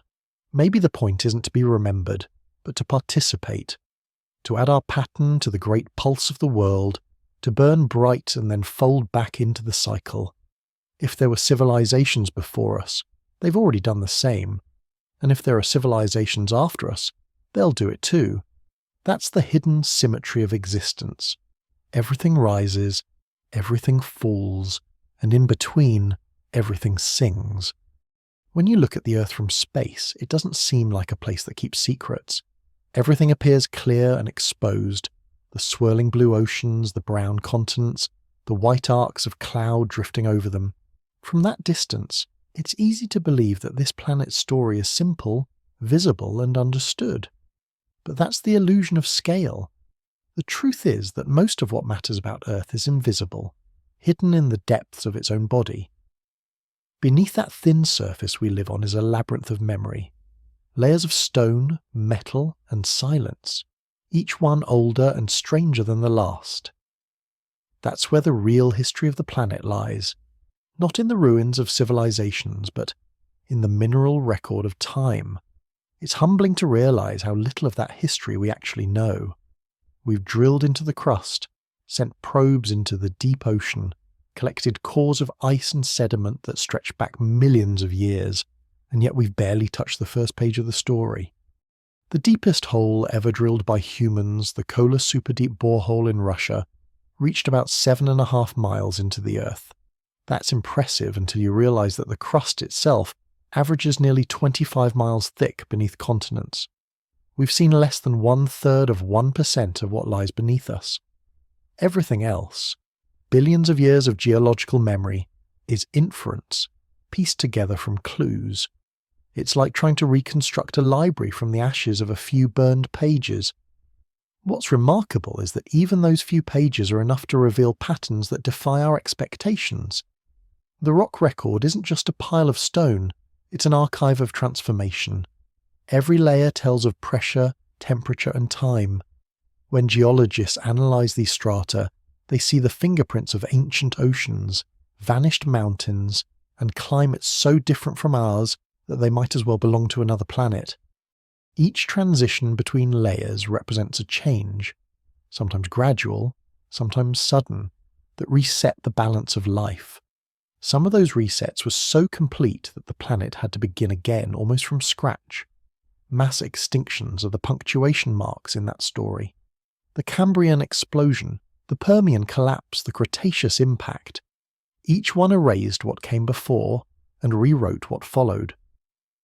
And in between those cataclysms there are smaller, quieter changes. Unexplained chemical shifts, sudden bursts of mineral formation, isotopic anomalies that don't fit any known process. Most of these have natural explanations. Volcanic outbursts, asteroid strikes, tectonic upheaval, but not all. A few remain mysteries, open questions in the otherwise meticulous logic of geology. It's in those questions that imagination finds space to breathe. What if one of those anomalies, one of those sudden spikes or dips, wasn't natural? What if it was the echo of something deliberate, something created? Not a ruin or a relic, but a planetary signature. The afterimage of intelligence written into the chemistry of the Earth itself. That's the idea at the heart of the Silurian Hypothesis, and it's not as far-fetched as it sounds. We already know that our own civilization is leaving exactly that kind of mark. The carbon we burn, the metals we refine, the isotopes we scatter into the environment, all of it will linger long after we're gone. The question isn't whether such signals can exist. It's whether they could survive long enough to be mistaken for natural history. Time is the ultimate solvent. It wears everything down, even evidence. Radioactive isotopes decay. Tectonic plates drag the crust back into the mantle. Erosion smooths the surface like a patient sculptor. If our cities were to crumble tomorrow, most traces of them would be gone within a few million years. Even our most durable materials would fail. Concrete decomposes, glass fractures, steel becomes rust. The only records likely to endure are chemical, subtle distortions in the ratios of elements, embedded deep within the rock.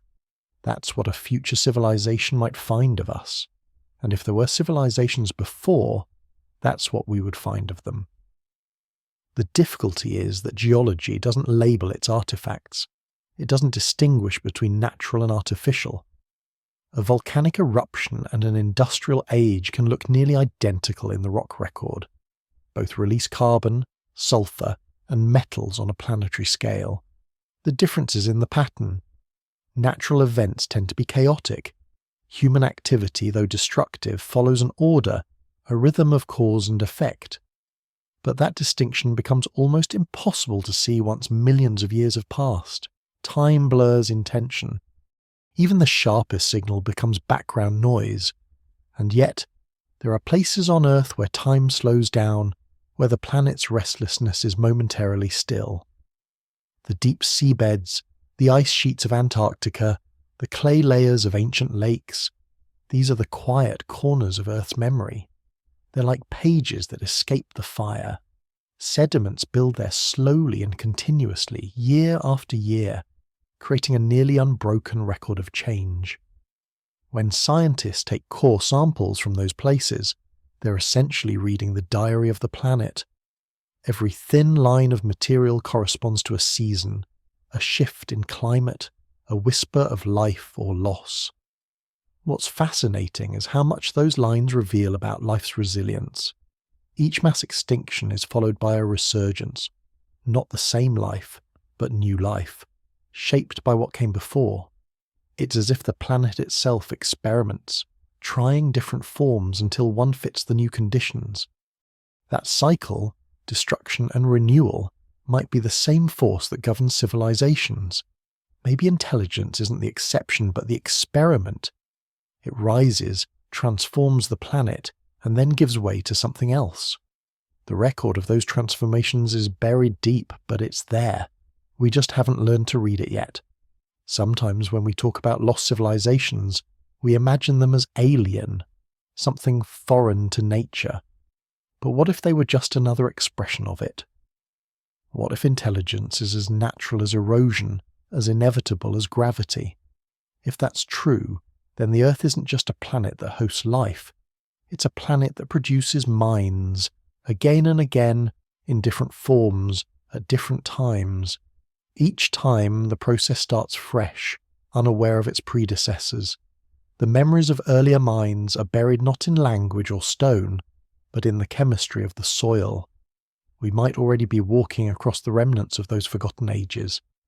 Every mountain, every desert, every fossil-rich plain could hold the transformed remains of lives that once looked up at the same sky and wondered if they were alone.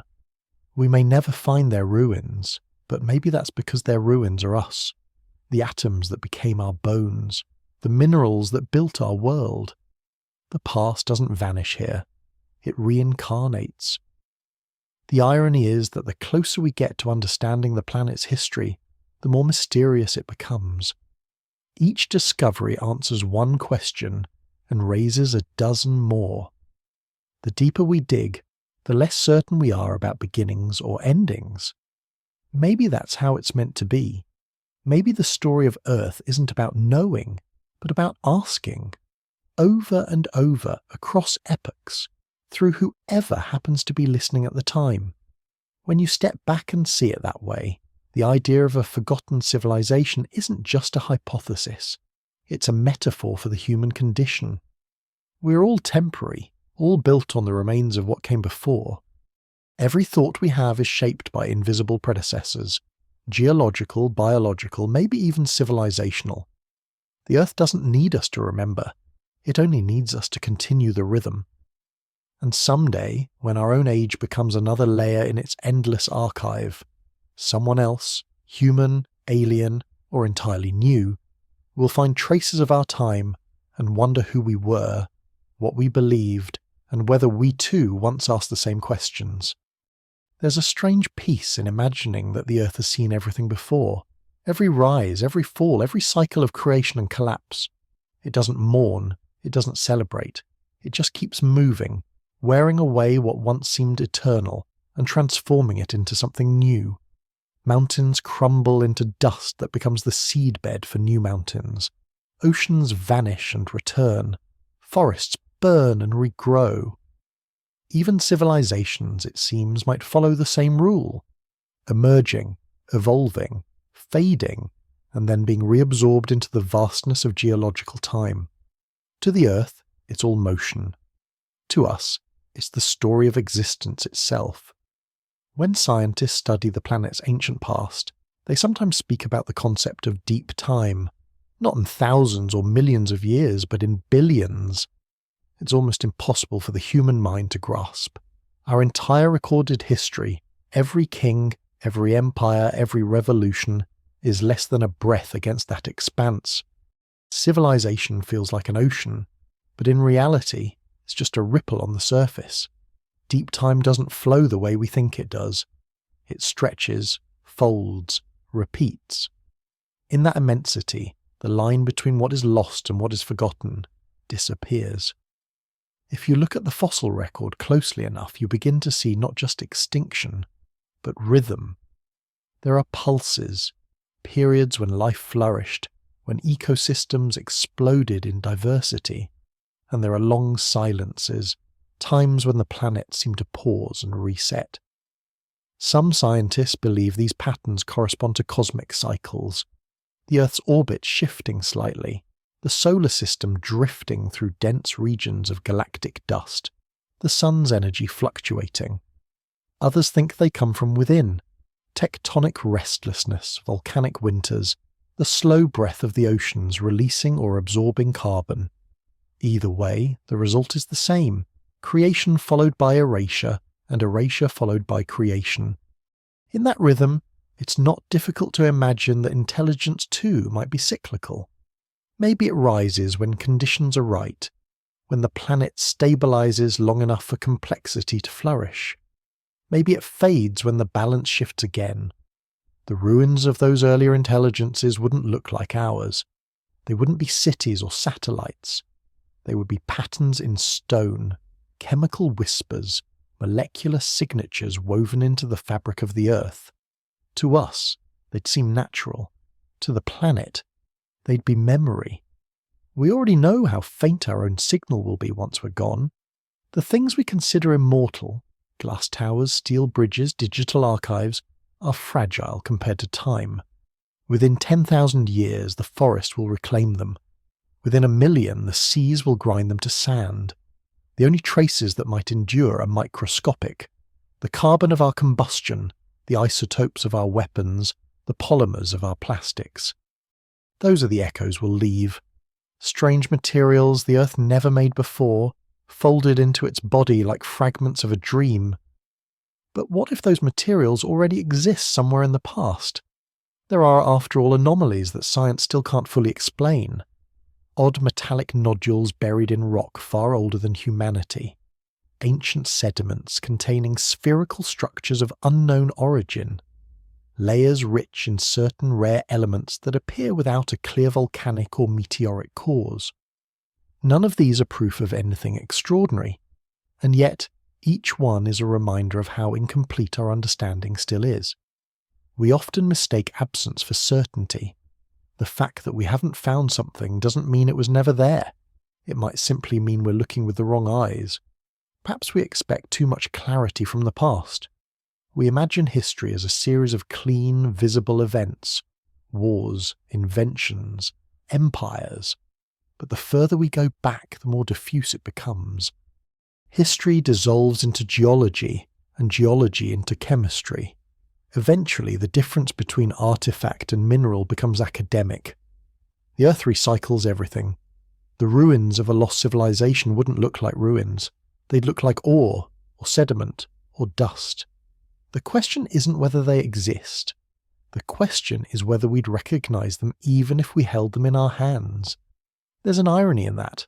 The more advanced a civilization becomes, the less trace it may leave behind. Progress might be the art of vanishing efficiently.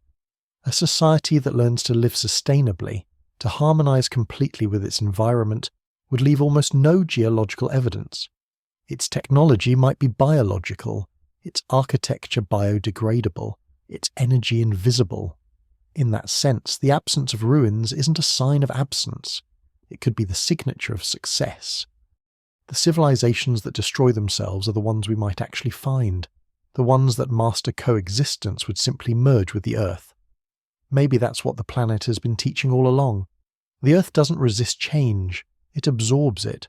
It doesn't cling to what was. It transforms it into what will be. We, on the other hand, spend our lives trying to resist time, preserving, memorializing, recording. But time always wins. It's not cruel, it's creative. What it erases, it reuses. Every loss becomes raw material for something new. The end of one civilization may be the seed of another, not metaphorically but literally. its remains shaping the chemistry of the world in ways that make the next rise possible. You can see that process in the most unlikely places, in the black shales of ancient seabeds, once filled with dying plankton, now rich with oil that fuels our machines, in the layers of limestone built from countless tiny shells, crushed under oceans that no longer exist, in the coal that was once sunlight captured by trees hundreds of millions of years ago. Every spark of our present world burns with the memory of the past. We are in every sense made of fossils, living on top of ghosts powered by them, sustained by their long decay. If there were civilizations before us, we might not need to look for them in ruins. We might already be breathing them, drinking them, living on their ashes. The dust in the wind, the minerals in our blood, the atoms in the air. They've been through countless worlds before ours. What we call the beginning is just another continuation. The past isn't buried beneath us. It flows through us. It's strange comfort, that thought. It means we're not alone in the deep sense of time. We're part of a lineage that extends beyond memory, beyond form. Maybe there were others before us, and maybe there will be others after. But the essence, the impulse to know, to create, to reach, is the same. Intelligence might not be a rare accident, but an inevitable outcome of matter learning to recognize itself. It appears, disappears, and appears again, like waves breaking on the same shore. And if that's true, then the Earth isn't a stage on which civilizations perform, it's a collaborator. It shapes us, remembers us, and eventually reclaims us. Everything we build, everything we destroy, everything we dream will find its way back into its body. And one day, far in the future, when another form of intelligence rises to look upon the world and wonder who came before, our traces will be there, not as ruins but as rhythm, not as monuments, but as memory made of stone and air and silence. There's a moment sometimes when you're standing somewhere utterly still, a desert at twilight, a mountain ridge before dawn, when the world feels so old it's almost unbearable. The silence isn't empty, it's full of pressure, as if the air itself is heavy with memory. You can feel the slow, invisible weight of time moving through you, erasing and remaking, polishing everything down to the same quiet simplicity. In that moment, you understand something profound. The Earth doesn't keep time the way we do. It doesn't count years or ages, it counts in transformations. Every rock, every grain of sand, every particle of dust has lived more lives than we could ever imagine. A single stone in your hand may once have been part of a mountain that towered over an ancient sea, later ground to sediment, then forged back into new rock under unimaginable heat. The planet doesn't cling to forms, it recycles them endlessly. Civilizations, species, even entire ecosystems are just part of that same process. The Earth's memory isn't linear, it's circular, recursive, and endlessly rewriting itself. That's why our search for ancient civilizations, for evidence of intelligence before humanity, is so haunting. We're looking for permanence in a system that erases everything. We want the Earth to hold on to something it was never designed to keep. We dig, we measure, we analyze the chemistry of the deep past, hoping to find a signal that says someone else was here. But even if we did find such a signal, a layer of strange metals, an abrupt chemical anomaly, an isotope ratio that defies natural causes, could we ever be sure what it meant? Consider how future beings might interpret us. Millions of years from now, if they found the trace of our existence, it would be chemical, not architectural. They wouldn't see cities or roads, they'd see a thin layer of carbon and synthetic compounds, a sudden global spike in temperature, and then silence. They'd debate what caused it, a burst of volcanic activity, a runaway climate event, or something else, something that briefly thought, built, and burned before vanishing. The same uncertainty we face now would face them. the record of intelligence and the record of catastrophe would look almost identical. That's the strange paradox of our species. Our progress creates the same geological signatures as disaster. The more advanced we become, the more we resemble an extinction event. Industrialization, climate change, deforestation, all of it leaves behind the kind of planetary scars usually caused by meteors or supervolcanoes. If an earlier civilization had done the same, we'd read its story as a natural cataclysm. We'd never guess it was deliberate. Intelligence hides itself behind its own consequences. And maybe that's why we haven't found anything yet. Maybe the signs are already here, folded into the background noise of the Earth's metabolism, the massive carbon spikes, the sudden warming and cooling periods, the mysterious disruptions in biodiversity. We've catalogued them all. We've just never thought to read them as messages. To us, they're just data points in a long pattern of change. To the planet, they're history. But even if we could find something more concrete, an artifact that truly defied natural explanation, how would we recognize it? Our imaginations are shaped by what we know. We expect technology to look like ours. Metal, circuits, machines. But what if theirs was something entirely different? What if they didn't build with matter, but with energy? What if they learned to encode knowledge in biology, in DNA, in the symbiosis of ecosystems? Their artifacts might be forests, coral reefs, or even atmospheric phenomena, not built things, but living ones. To us, that would look indistinguishable from nature, and maybe that's the point. The more advanced intelligence becomes, the less it needs to impose itself on the world. At a certain point, creation stops meaning domination and starts meaning integration. The final stage of technology might not be towering cities or sprawling networks, but complete synthesis. A civilization so harmonized with its environment that it disappears into it.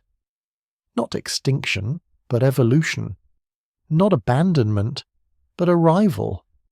If that's true, then we might already be living inside the legacy of someone else's perfection. The forests, the atmosphere, even the balance of life itself could be the remnants of an intelligence that learned to dissolve into the fabric of the planet. Every breath we take could be part of their last creation, a self-sustaining system designed to endure long after its makers were gone. We wouldn't know, because to us it would look like nature. It's an idea that sounds poetic, but it's also deeply logical. The most stable system is the one that stops fighting entropy and starts flowing with it. Life itself is proof of that, a constant negotiation between decay and renewal. Why wouldn't civilization eventually learn the same lesson? Why wouldn't intelligence evolve toward invisibility? In a way, we can already see the beginning of that shift in ourselves. The more we understand the planet, the more we realize how interconnected everything is. The notion of isolation, of humanity as separate from nature, is fading. Climate science, ecology, quantum physics, they all point toward the same truth, that everything is entangled. Every action ripples through the system. Every boundary is temporary. To survive, we'll have to stop thinking like conquerors and start thinking like participants. Maybe that's how every civilization begins its final phase, not with expansion, but with humility. It's strange, isn't it? That the same intelligence capable of building rockets and algorithms also longs for stillness, for simplicity, for balance, for peace. It's as if progress and serenity are two halves of the same instinct. Perhaps that's what the cycle of civilizations really is, the eternal swing between creation and surrender. We rise to shape the world, then we learn to let it shape us. And when we finally learn that lesson fully, we disappear, not in defeat, but in understanding.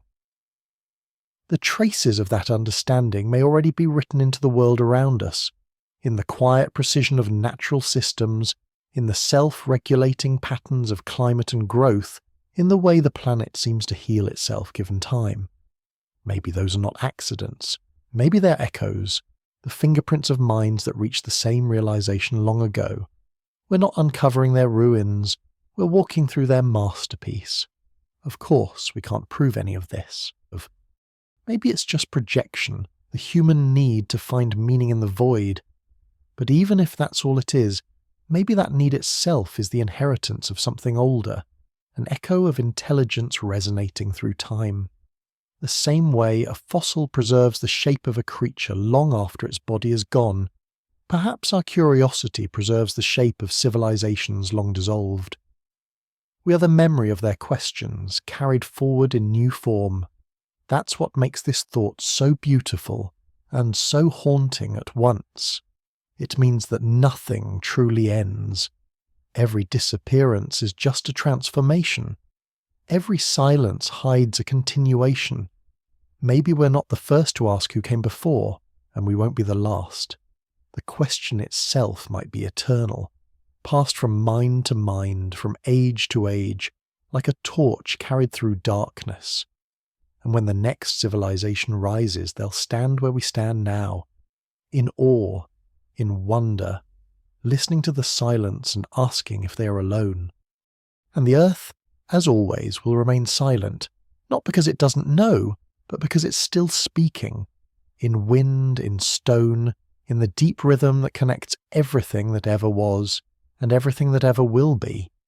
If you've ever stood inside an ancient cave, one carved not by people, but by water, darkness, and time, you know how it feels to stand in the presence of deep memory. The air is thick, the silence is alive, and the walls seem to breathe.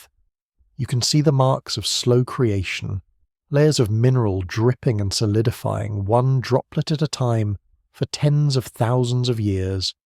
Each layer a sentence, each ripple a heartbeat. This is how the earth remembers, not in words, not in images, but in accumulation.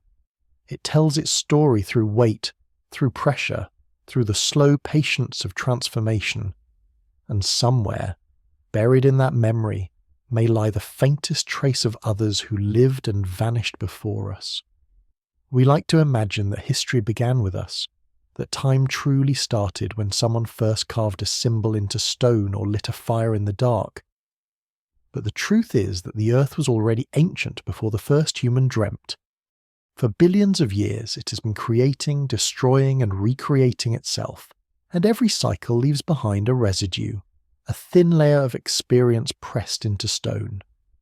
When we study those layers, we're not just learning about the planet's past, we're learning about our place within an unbroken chain of creation.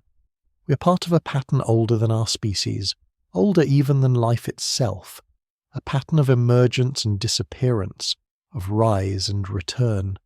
What's remarkable is how familiar that pattern feels when you start to see it everywhere. Stars burn out and collapse into new stars. Civilizations rise and fall, leaving behind fragments that become the foundation of what comes next. Even in our own bodies, cells die and regenerate, constantly renewing us from the inside. Everything in existence seems to echo the same rhythm: expansion, transformation, dissolution. Maybe that's why the idea of an ancient civilization before ours feels so intuitively possible. It's not a fantasy. It's just another verse in a song the universe has been singing since the beginning. If such a civilization once existed, it wouldn't have vanished because of mystery or malice, but because that's what everything does. Entropy isn't destruction, it's transition. The energy that once powered their world would have dispersed, their matter returned to the soil, their knowledge folded into the structure of the earth itself. In a strange way, they'd still be here. Not as ghosts, but as minerals, as atoms, as the raw ingredients of our own existence. Their ruins might be unrecognizable, not because they're gone, but because they've been repurposed into everything around us. It's humbling to realize how much of what we call ours is borrowed. The metals we mine, the air we breathe, the land we build upon, all of it is recycled matter, older than memory. Even our thoughts are shaped by elements forged in dying stars billions of years ago. The universe doesn't create from nothing. It reuses endlessly. Perhaps civilizations are no different. Perhaps intelligence itself is a process of recycling, a kind of cosmic inheritance that passes from one epoch to another, from one form to the next, always evolving, but never truly beginning or ending. That would mean that we too are part of something far older than we realize. We carry the residue of past worlds within us, not as artifacts, but as instincts, as patterns of thought. The urge to build, to explore, to question. Maybe those aren't uniquely human at all. Maybe they're echoes, ancient memories encoded in the matter that makes us. We think we're discovering, but perhaps we're remembering. There are moments in science when that idea doesn't seem so far-fetched. When researchers uncover unexplained alignments between geological events and bursts of evolutionary change, or when they find that life rebounded from catastrophe faster than probability should allow, it's tempting to wonder if there's a deeper continuity at work, a kind of planetary memory that helps the Earth recover, as if the blueprint of life and intelligence is embedded in its structure. We usually call it adaptation, but maybe it's something closer to recollection. And yet, we resist this kind of thinking. We're taught to see intelligence as the pinnacle, not the process, as a one-time achievement, not a recurring feature of the cosmos. That belief comforts us, because it makes us special. But the more we learn, the more that comfort erodes. We've discovered that planets like ours are common, that life may arise wherever conditions allow, that even the atoms of our bodies are ordinary, scattered throughout the galaxy. The only extraordinary thing about us is our awareness, and even that may not be unique. It may be something the universe rediscovers again and again, just as the Earth rediscovers life after every extinction. If that's true, then the silence of the deep past isn't a void. It's a pause between verses. The song of intelligence doesn't play continuously. It swells, fades, and returns in new forms. Each time it emerges, it reshapes the world, leaves behind its subtle trace, and then yields to the next cycle. We might be living in one of those crescendos now, unaware of how brief it really is. And yet, even within that brevity, there's meaning. The beauty of impermanence is that it invites participation. Knowing that we will fade makes us listen more closely, see more deeply, care more fiercely. It pushes us to connect, not just with one another, but with the planet that holds us. If earlier civilizations existed, perhaps that's what they understood in the end, that meaning isn't found in permanence, but in harmony. To be remembered by the Earth is not to endure unchanged, but to become part of its cycle of transformation. That's a kind of immortality we rarely talk about. Not the survival of identity, but the survival of influence. The atoms that once formed an ancient being's hand might now form the branch of a tree, the vein of a leaf, or the pulse in your wrist. Their thoughts, long dissolved, may have influenced the chemistry of the world in ways that made our existence possible. We are, quite literally, the continuation of their story. So maybe the question isn't did they exist, but how do we honour them? Not with monuments or theories, but by learning what they may have already learned.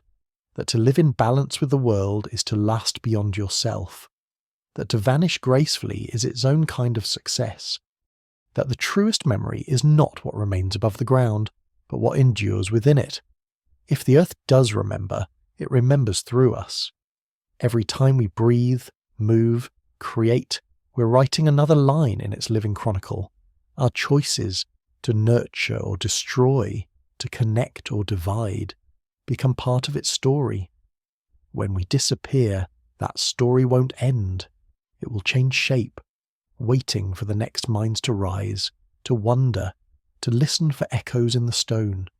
And when they do, when some future species stands in a cave like this one, tracing the layers of mineral and time, they'll feel what we feel now, that same pressure in the air, that same presence of deep memory.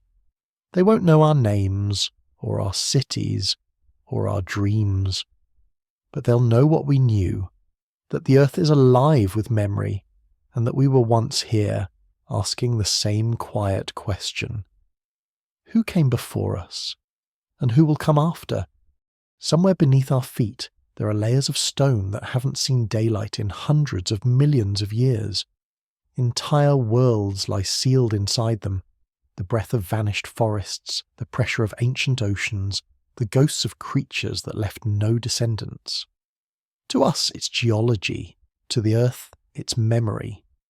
The deeper we dig, the older those memories become, until the human story dissolves completely, and we're left with only traces of the planet dreaming before we existed. And maybe, if we could listen closely enough, those dreams would tell us what came before. Not in words, but in patterns of heat, mineral, and rhythm.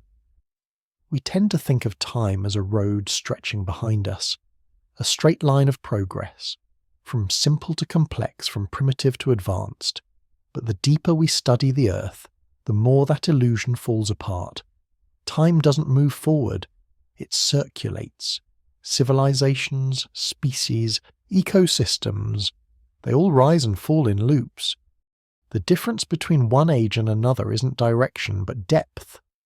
What we call the future is just another turn in the spiral, and somewhere along that spiral, maybe long before us, another intelligence once reached its height and then dissolved, becoming part of the world that would one day give birth to us. It's a haunting thought, but it's also strangely comforting. Because if intelligence has appeared before, it means the universe doesn't forget how to create it. It means consciousness isn't an accident, it's a tendency, a pattern, a recurrence. Just as gravity shapes matter, maybe curiosity shapes life.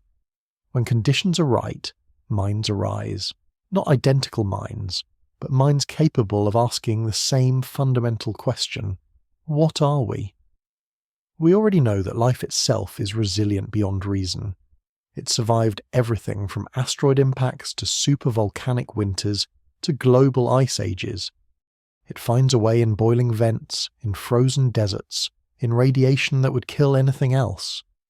If life can persist through that, why not intelligence? Maybe every few 100 million years, after the Earth resets itself, the spark returns.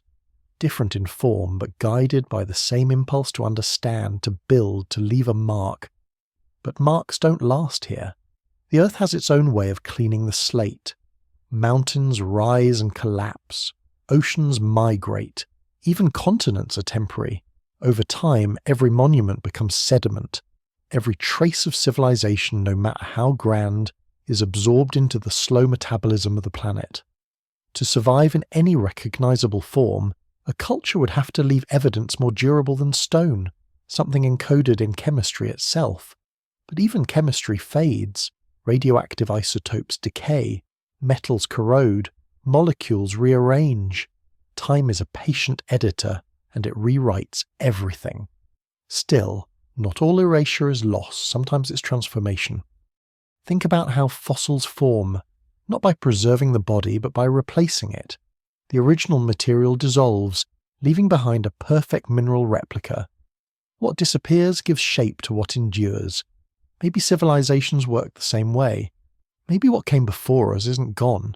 Maybe it became the framework of the world we live in.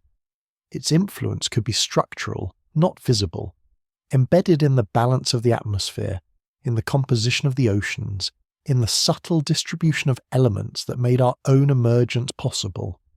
We might already be living in the ruins of that transformation without realizing it. Every resource we exploit, coal, oil, gas, is the compressed memory of life that once ruled the earth. We power our cities with the remnants of ancient worlds, and every time we burn those remnants, we rewrite the story a little more. The past literally fuels the present, and someday, what we leave behind will fuel whatever comes next. That's how the planet keeps its continuity, through recycling, through translation. It never truly destroys, it repurposes. Every extinction clears the field for renewal. Every collapse becomes a foundation. Even our destruction will be raw material for what follows. In that sense, we're not just part of the Earth's story. We're its process, the latest expression of a cycle that has been turning since the beginning. Still, there's something fragile in knowing that our age, for all its noise, its brilliance, its speed, will one day be reduced to a thin geological line, a few centimetres of sediment marking a brief spike in carbon, a layer of strange polymers, a faint residue of radioactivity. That will be the sum of our existence in the physical record. Everything else, our art, our language, our dreams, will dissolve into silence. And yet that silence isn't meaningless. It's the medium through which the next voices will rise. Perhaps that's the true continuity, not the survival of structures, but of questions. Every age inherits the same mystery. Where did we come from, and who came before us? We've asked it for as long as we've been able to speak, and we'll never stop asking, even when there's no one left to answer. Maybe that persistence is the real signature of intelligence, not technology or dominance, but wonder. The ability to look at the world and see depth, to recognize that the surface is only the beginning. If another civilization once asked that question, they might have found the same answer we're finding now, that to know the Earth is to know impermanence. Maybe they too discovered that every attempt to outlast time only leads back to transformation. Maybe they learned that endurance isn't about resisting change, but becoming part of it. And maybe, when they reached that realization fully, they chose not to fight the cycle anymore. They let themselves be absorbed, trusting that consciousness, the impulse to create, to question, to dream, would rise again when the time was right. It's easy to think of that as loss, but it's actually a kind of wisdom. To dissolve gracefully into the system that created you is to become eternal in a different way. It's not the immortality of monuments, but of minerals, of atoms, of influence. The planet remembers through what it reuses.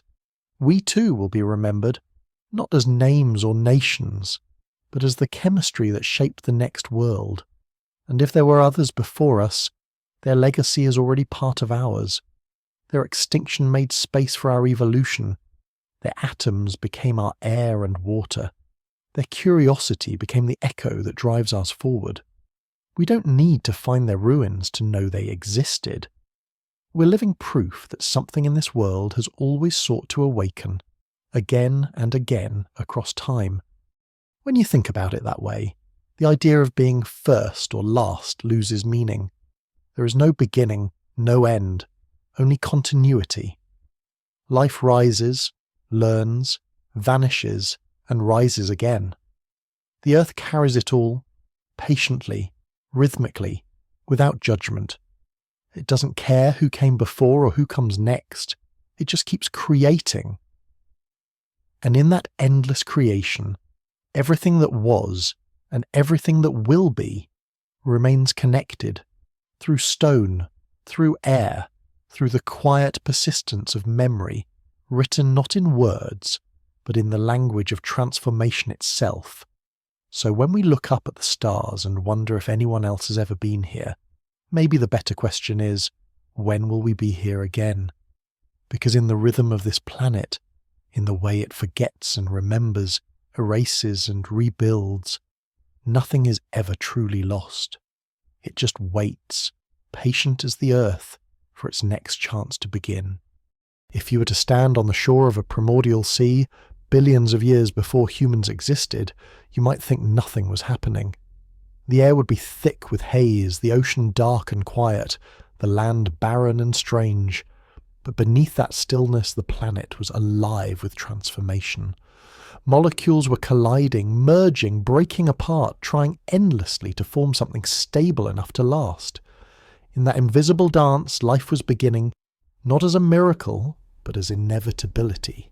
Energy found order, matter found memory, and the world began to dream of itself. That's how it's always been. The earth doesn't leap from chaos to creation in a single act. It experiments, it tries and fails, learns and repeats. Every living thing, every civilization even, is part of that process. We are experiments of the planet, expressions of its constant attempt to understand itself. When we imagine lost civilizations before us, we're really acknowledging that same impulse, that life, given enough time, will always try again. It's not about belief or myth, It's about the persistence of possibility. Maybe that's why the idea of deep time unsettles us so much. We're used to thinking of existence as fragile and temporary, yet the universe is patient beyond comprehension. Billions of years are nothing to it. If intelligence arises again and again, then each iteration is just a single note in a song that never stops. We are one version of that melody, brief, bright, and soon to fade. But the song continues, rewritten by every form that learns to think, to ask, to wonder. We like to think we're special because we can look back and see how far we've come. But perspective is deceptive. The fossils beneath our feet, the minerals in our veins, the water that fills our cells, all of it has been here since the beginning. Nothing in us is new. Only the arrangement changes, and even that will change again when we're gone. That's what eternity really means on this planet. Not unending life, but unending transformation. When we talk about a civilization that might have existed before ours, we imagine something like us. Cities, machines, languages. But maybe that's too narrow. Maybe intelligence doesn't always look like civilization. Maybe it looks like equilibrium, like a system so perfectly adapted to its world that it doesn't need to build or destroy to survive. Perhaps the Earth has already produced intelligences that understood this balance and chose invisibility over dominance. They wouldn't have left ruins. They wouldn't have needed to. Their legacy would be harmony itself, a long period of stability in the planet's chemistry, a silence mistaken for emptiness. That silence, I think, is what we're hearing when we study the Earth's deep past. Not absence, but stillness. The kind of peace that comes after a lesson has been learned. The geological record doesn't speak in noise, it speaks in pauses.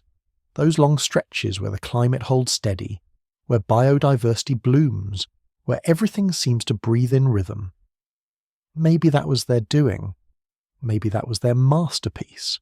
A world that didn't need saving. And then, like everything else, balance shifted.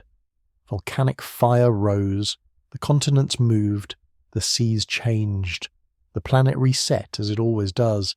If they existed, their story ended not in tragedy but in translation. Their world became ours. The air they breathed became the air that carries our words. The soil that sustained them became the ground we walk on. The chain was never broken.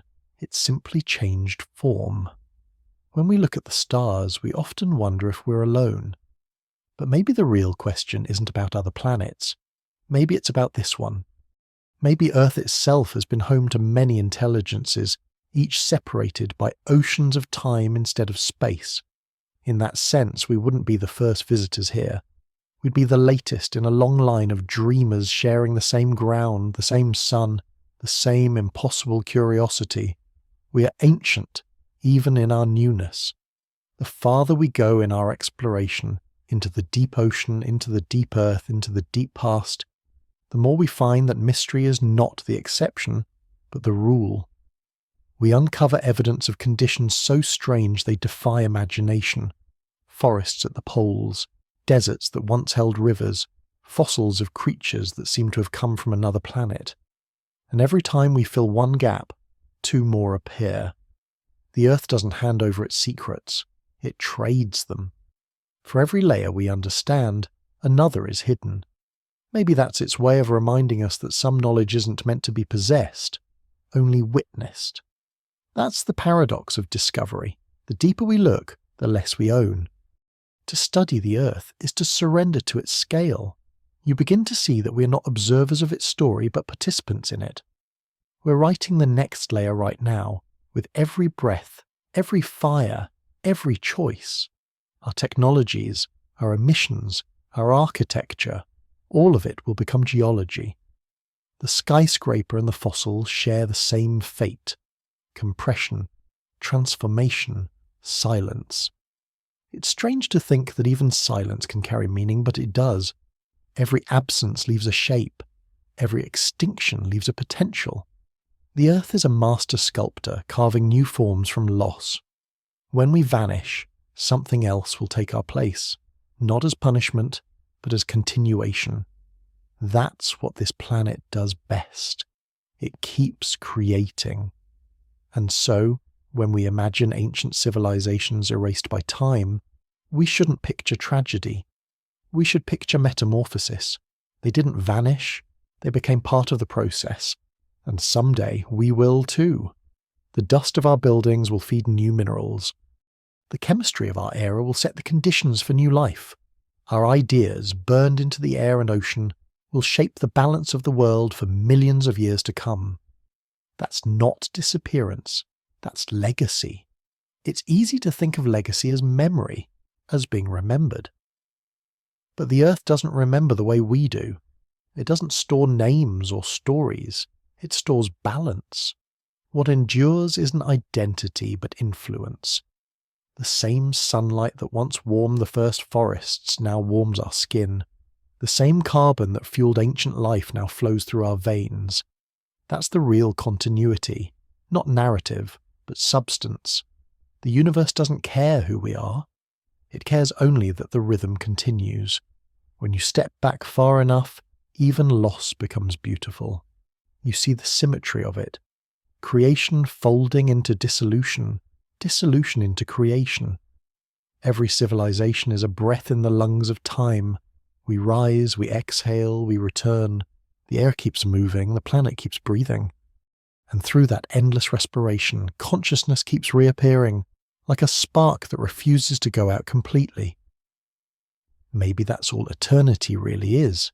The repetition of awareness. The same question asked by different voices across different epochs, always directed toward the same unknowable mystery. And maybe, right now, in the quiet depths of another world or another age, that question is being asked again, by minds we'll never meet, made of matter that once belonged to us. That thought doesn't make me feel small, it makes me feel infinite. Because if that's true, if consciousness keeps returning, reshaping itself through time, then none of us ever truly vanish. We just change our form and keep wandering forever. There's a strange tenderness in realizing that the planet we call home is older than memory, older than imagination itself. Every mountain, every current, every breath of air has been recycled countless times. The atoms that make up our bodies were forged in stars long before Earth even existed, scattered through space, gathered again into stone and sea and life. To live here is to inherit that continuity, to be part of an unbroken conversation between matter and time. Yet, for all our science, we barely understand what the planet is saying. We hear only fragments, the whisper of wind across sand, the slow groan of glaciers, the tremor of plates deep beneath our feet. The Earth speaks in epochs, not sentences. If an earlier civilization once listened to that same voice, maybe they heard more clearly than we do. Maybe they learned to live within the rhythm instead of against it. We often imagine progress as the conquest of nature, but what if true progress is the opposite, the surrender to it? If there were intelligent beings before us, perhaps they didn't need to build monuments or machines to prove they existed. Perhaps their greatest achievement was harmony, a balance so complete that it erased all evidence of itself. To us that would look like silence. To them it would have been peace. That silence might still be echoing through the planet today. Every ecosystem that regulates itself, every forest that renews without intervention, every coral reef that rebuilds after devastation. Maybe those are fragments of a wisdom much older than ours. We see them as natural processes, but perhaps they're legacies, the lingering influence of a civilization that learned to leave no trace. In a world where every storm and volcano reshapes the surface, the only way to endure might be to merge entirely with the process. It's a humbling thought, and a difficult one. Our species has built its identity on visibility. We measure our worth by what we create, what we own, what we leave behind.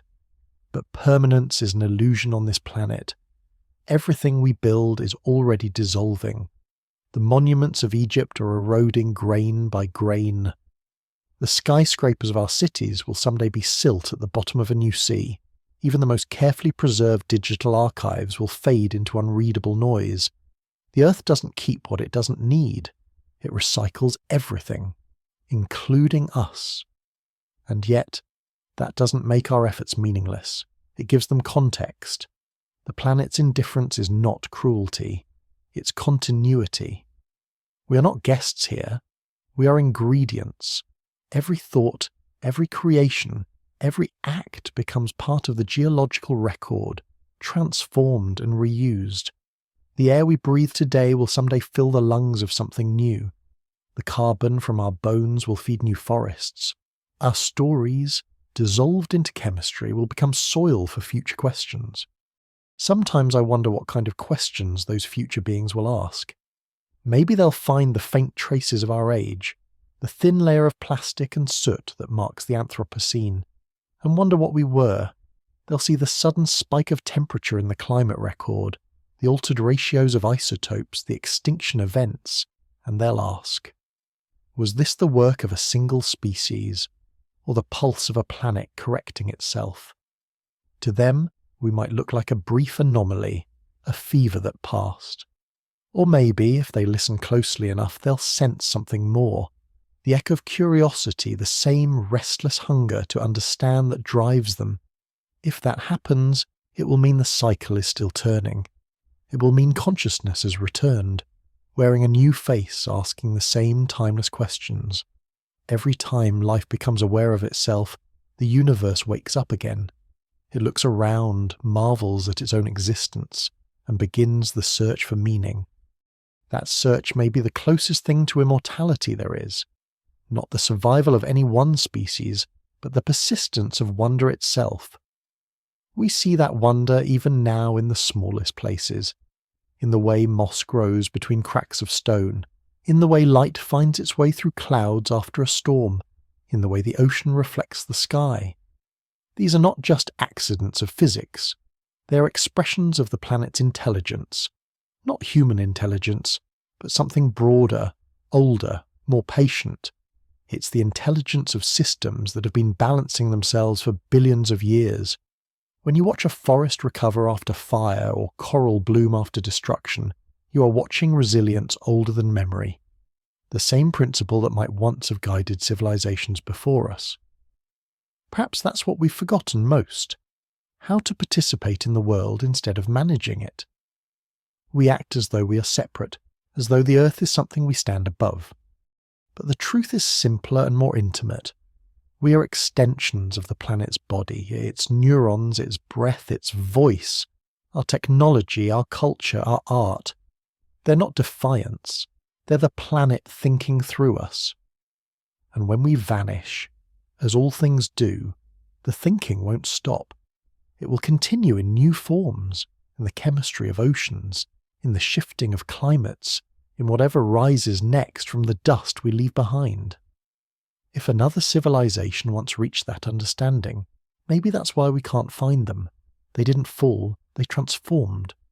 Their knowledge became instinct, their machines became ecosystems, their presence became the equilibrium we now call nature. They may be gone in form, but not in essence. Every breeze, every current, every pattern of migration could carry a fragment of their legacy. We don't usually think of the Earth as intelligent, but maybe that's because we're too close to see it. The planet learns. It adjusts. It corrects its balance after every disruption. It recycles failure into function. In that sense, intelligence isn't something that happens on Earth. It's something that happens as Earth. And civilizations, like waves, are just temporary expressions of that deeper intelligence breaking through the surface before falling back into the sea. Once you start seeing it that way, the fear of extinction changes. It stops being an ending and becomes part of a rhythm, a surrender back into the process that made us. Maybe that's the lesson we're meant to learn. Not how to live forever, but how to live fully, knowing that the Earth will carry what's essential forward even when we're gone. We don't need to be remembered to matter. We just need to add our verse to the ongoing song. Because that's what existence seems to be. A song without a beginning or an end. played by matter learning to become aware of itself. Every civilization, every life, every breath is a note in that melody. When one fades, another rises. The harmony shifts, but the music never stops. And if we listen closely to the wind, to the ocean, to the faint tremor of the planet turning beneath us, we can almost hear it. The same song that's been playing since the first spark of life, the same rhythm that will keep playing long after we're gone. Maybe, in the end, that's what the Earth has been trying to teach us. That silence isn't the absence of meaning, but the space where new meaning forms. That disappearance isn't failure, but completion. And that even when everything we've built turns to dust, the song will go on, patient, eternal, waiting for its next voice to join in. There are nights when the sky feels too vast to comprehend. When you stand beneath it, looking at the scatter of stars and realize how small even whole civilizations must be. The light that reaches your eyes left those stars long before the first city was built, before the first word was spoken. Some of it began its journey before humans existed at all. Every photon is a messenger from deep time, carrying the quiet truth that everything we know, everything we are, is fleeting. Yet somehow that truth doesn't make the universe feel empty. It makes it feel alive, as if every disappearance, every transformation is part of one long breath. If civilizations have risen and fallen before us, maybe that breath has carried their echoes across time. Maybe the faint hum of cosmic background radiation, that ancient energy left over from creation itself, isn't just the residue of a beginning, but a record of everything that's come and gone since. Every planet, every species, every mind that's ever wondered might have left its imprint there, woven into the background of existence like harmonics in a song. We can't hear the words, but we can feel the vibration. And in that vibration is the memory of everything that's ever lived, thought, or dreamed. It's strange to think that the same laws of physics that govern the birth of stars also govern the beating of a heart, the spark of a thought, the rise of a civilization. Matter and energy follow the same rhythms everywhere. The universe doesn't distinguish between galaxies and minds. Both are forms of organization, both are temporary. When we look at the stars, we're not looking outward. We're looking inward, at the larger version of the process that created us. The cosmos builds, collapses, rebuilds. So does the Earth. So do we. Perhaps that's why stories of ancient, forgotten civilizations resonate so deeply. They're metaphors for our own transience. They remind us that greatness is temporary, that even brilliance fades, and yet something essential endures. What endures isn't the monument or the memory, it's the impulse to create. That impulse reappears in every age, wearing new faces, finding new forms. If there were civilizations before us, they too must have reached for understanding, must have built, must have loved, must have looked at the same stars and felt the same mixture of awe and melancholy. Their existence, even if erased, gave shape to the possibilities that became us. Sometimes, when scientists talk about the future of the Earth, their language sounds eerily like myth. They describe the continents merging again into a single supercontinent, the oceans drying, the sun swelling, the atmosphere burning away. Millions of years from now, the surface will be unrecognizable, but the process itself will continue. Life might disappear here, only to re-emerge elsewhere, maybe on another world, maybe in another form. The pattern doesn't stop, it migrates. In that sense, the death of a civilization or even of a planet isn't an ending, it's a change in address. That's what makes the idea of deep time both terrifying and comforting. We are not permanent, but we are also not isolated. Everything that ever was is part of a single continuum. The first molecule that learned to replicate itself is linked to every poem, every city, every heartbeat. We are the Earth's memory of itself. Consciousness made from dust and sunlight, dreaming of origins it can barely imagine. And when we're gone, the Earth will keep dreaming through whatever comes next. It's easy to think of the planet as indifferent, but maybe indifference is just our word for patience. The Earth doesn't rush, it doesn't panic, it doesn't cling. It turns, it breaks, it heals. It allows time to do what it does best, transform. And maybe, in its long memory, intelligence is one of those transformations, a recurring phase that comes and goes like the tide. Each time it appears, it changes the world for a while, leaves behind a few ripples and then sinks back into the vast calm sea of existence. We might be in one of those ripples right now. Our technology, our communication, our exploration, all of it is the planet thinking through us, extending its awareness beyond itself for a brief moment. We imagine we're reaching out to the stars, but maybe the stars are already inside us, encoded in every atom of our being. We're not separate from the universe trying to understand it. We are the universe trying to understand itself. And like all acts of self-recognition, it's temporary. A flicker that passes when the next form of consciousness takes its place. That doesn't make it meaningless. Meaning isn't permanence, it's presence. To exist, even for a moment, is to participate in the great unfolding. Every civilization that has ever risen has done so for the same reason: to know, to create, to connect. That desire isn't erased when they vanish. It's absorbed. It becomes potential again, waiting for the next iteration of life to discover it anew. That's how the universe remembers, not through continuity of form, but through recurrence of intent. The will to wonder is eternal, even if the hands that hold it change. If we could see the timeline of the Earth all at once, it wouldn't look like a straight path but like a pulse. Moments of expansion, of creation, of light. Between each pulse, silence. But that silence isn't death, it's inhalation. The planet, like a living thing, breathes between its civilizations. The time between them is gestation, the slow building of conditions for the next awakening. We are one such awakening. There may have been others before. There will almost certainly be others after. Sometimes I think about what the last human might see. Not in a catastrophic sense, but in a quiet, distant one. A figure standing on the shore of a future world, the sky unfamiliar, the air thin, the horizon endless. They might look out and feel no fear, only recognition. A sense that everything has come full circle.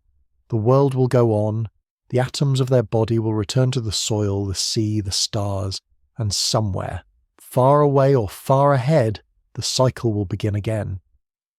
That's the secret hidden in every story about lost civilizations, every myth of beginnings and endings. They're not about others, they're about us. They remind us that life is not a single event, but a rhythm, that consciousness doesn't end. It migrates. It moves through forms, through worlds, through time. The first spark of awareness that flickered in the primeval ocean is still burning, just wearing different names. When you look at the stars tonight, remember that. Every light you see is both ancient and immediate, both past and present. Some of them are gone already, but their light still travels. That's how memory works in the universe. Nothing truly vanishes. It just keeps moving until it finds new eyes to see it. Maybe that's what we are, the eyes of the cosmos, open for a little while, watching itself, remembering what it feels like to be alive. And when our time ends, when the lights of our cities fade and the earth turns once more to silence, that memory will continue, in another form, in another world, under another sky. The universe will open its eyes again, and once more, somewhere, someone will look up at the stars and whisper the same quiet question we're whispering now. Were we ever truly alone? There's a moment just before dawn when the world feels like it's holding its breath. The darkness softens, but the light hasn't yet arrived. It's the space between endings and beginnings, a silence so full it almost hums. If you listen closely, you can hear the faint movements of the earth waking up, water shifting in the soil, air thickening with the scent of new warmth, the slow expansion of stone as it greets the day. It's in these moments, suspended between night and morning, that the planet feels most ancient, as if it remembers everything that has ever happened and is preparing to begin again. Maybe that's the real story of the Earth, not the rise and fall of species, not the wars and empires we record, but this endless cycle of breath, exhale, inhale, creation, renewal. Every extinction, every collapse, every silence is just a pause between heartbeats. If there were civilizations before ours, perhaps they too had their dawns and dusks, their rises and returns. Perhaps they learned what we were only beginning to understand, that the measure of existence is not permanence, but rhythm. When we look back through the layers of time, what we find is not destruction, but transformation. The carboniferous forests became coal. The bones of marine creatures became limestone. The oxygen we breathe today was once locked in stone. Even the sky itself is recycled. The air around us has been exhaled and reabsorbed countless times by countless forms of life. Everything participates in the same grand respiration. Civilizations are no different. They too are made of matter that moves, energy that flows, and ideas that, in their own way, find new hosts long after the bodies that conceived them are gone. That's what makes the idea of deep time so haunting. The Earth doesn't keep archives, it keeps memory through change. What disappears in one form reappears in another. The minerals of forgotten temples might now lie in the crust beneath new oceans. The carbon from ancient fires might now live in the leaves of a forest. The electromagnetic residue of long-vanished technologies might still drift faintly in the ionosphere, like the ghost of a forgotten song. Nothing is ever truly lost here, only reimagined. It's easy to forget that we are part of that process. We talk about the planet as something separate, as though it were a stage and we the actors upon it. But that's the illusion of short lives. The truth is that the planet is not background. It's the main character. Everything else, including us, is part of its endless performance. Our buildings, our stories, even our ambitions are temporary gestures in the choreography of the Earth's movement. And yet, even knowing that, we still long for continuity. We want to believe that something of us will endure, a trace, a memory, a mark on the skin of time. Maybe that's why we search for the ones who came before. In looking for them, we're really looking for proof that our own story matters, that what we create won't dissolve into silence. But maybe the truth is gentler than that. Maybe we're meant to dissolve, not into nothingness, but into everything. The fossils we find aren't bodies, they're translations. The creatures themselves are long gone, but their forms have been rewritten in stone. Perhaps our own legacy will be written the same way, not in monuments or machines, but in the quiet changes we leave behind. A shift in the planet's chemistry, a layer of mineralized residue, the rearrangement of elements that once formed our cities, our bones, our thoughts. Someday, that layer will tell its story, even if no one is left to read it. And maybe, far in the future, another kind of being will stand on this same Earth, not human, not even biological in the way we understand it, and feel a strange resonance in the ground beneath them. They might sense the faint hum of the past, the way we sense it now when we touch the walls of an ancient cave or hold a fossil in our hands. They might not know what came before, but they'll know that something once was, that the world they inhabit was shaped by lives that dreamed, built, and vanished before them. That continuity, the silent inheritance of matter and motion, is the real immortality. We don't need to survive as ourselves to continue existing. We're already woven into the fabric of what comes next. Every atom in our bodies has travelled through countless lives, countless forms. Some of the carbon in your blood once belonged to a prehistoric tree.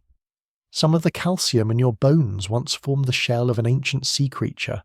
Some of the water in your cells may have passed through the gills of something that lived before mammals existed. We are, all of us, walking archives of the planet's memory.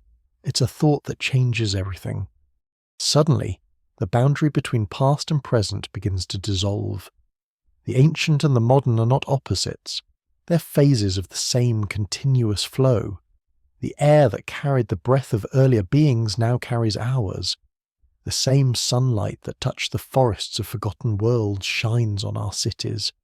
The continuity isn't metaphorical, it's literal, physical, undeniable.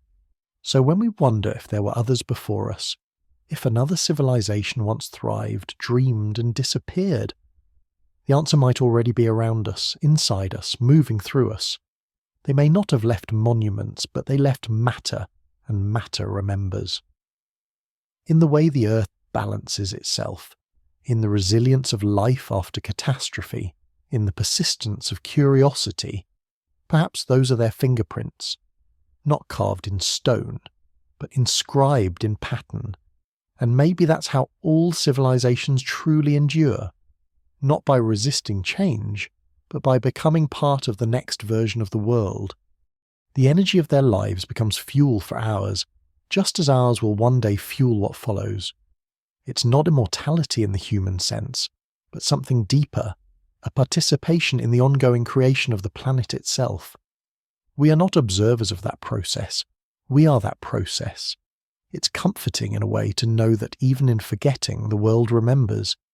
Even when our names are gone, our essence continues, as part of the ocean, the sky, the soil. We'll become the wind that moves across future fields, the rain that feeds them, the minerals that give them life. And someday, when a new intelligence arises, maybe from the dust of our ruins, maybe from something we can't even imagine, it will look out at the world and feel the same ache we feel now, the awareness of time, the longing to know what came before. And when that happens, the circle will close again. The earth will breathe once more, exhaling one civilization and inhaling another, as it always has. The dawn will come again, different light, different air, same rhythm, and the silence before it will be filled with all that ever was, waiting, as it always does, to begin again. There's a certain stillness at the end of every story, a quiet moment where the echoes fade and the meaning lingers. Maybe that's where we are now, at the edge of our own chapter, listening to the faint hum of what came before and what will come after. The earth is turning, as it always has, unbothered by our definitions of time. Beneath the soil, processes continue that began long before language, heat rising, minerals shifting, elements trading places in the endless alchemy of renewal. To the planet there is no ending. There is only the continuation of movement, the reshaping of memory into form. When you step back far enough, all civilizations start to look like weather. They gather energy, they build momentum, they sweep across the surface of the earth, and then they pass. Their ruins become sediment, their dreams become dust. Yet, just as the rain nourishes what follows, so does each civilization feed the next. Nothing truly vanishes, it changes state. The atoms that built one world become the foundation for another. That's how the planet remembers, not through preservation, but through transformation. We tend to see ourselves as separate from that process, as if history were something happening to us instead of through us. But the longer we look, the clearer it becomes that we are inseparable from the Earth's memory. Our bodies are built from its minerals, our breath from its atmosphere, our thoughts from the electric signals that mirror lightning. Every time we create, destroy, or dream, we are the planet expressing itself, briefly aware of its own existence. And when we disappear, that awareness won't die. It will return to the cycle that made it, waiting to rise again in another form. Perhaps that's why the idea of forgotten civilizations feels so haunting. We don't fear that they're gone. We fear that their story is ours. We fear that one day we too will fade, our monuments swallowed by time, our names scattered like dust. But maybe that's not tragedy. Maybe that's grace. The earth doesn't keep what it doesn't need, and yet it never truly loses anything either. Everything that has ever lived remains here, rearranged but present. Every spark, every song, every heartbeat still vibrates in the structure of the world. Even now we are leaving traces we don't fully understand, not the obvious ones, the plastic, the radiation, the scars of extraction, but the subtler ones, the changes in the air, the warmth in the oceans, the shifting balance of carbon and oxygen. These are our fingerprints on the planet's chemistry, our echo in its pulse. Millions of years from now, when everything we know has turned to dust, that echo will still be measurable. It will tell a story to whoever or whatever comes next. A story of energy, ambition, and consequence. They'll see the spike, the sudden acceleration, the flare of a civilization that burned bright and then was gone. And maybe they'll wonder about us, not as we were, but as a moment in the Earth's long rhythm. That rhythm, that steady, patient breathing of the planet, has always been the true constant. Civilizations rise and fall, species come and go, but the pulse endures.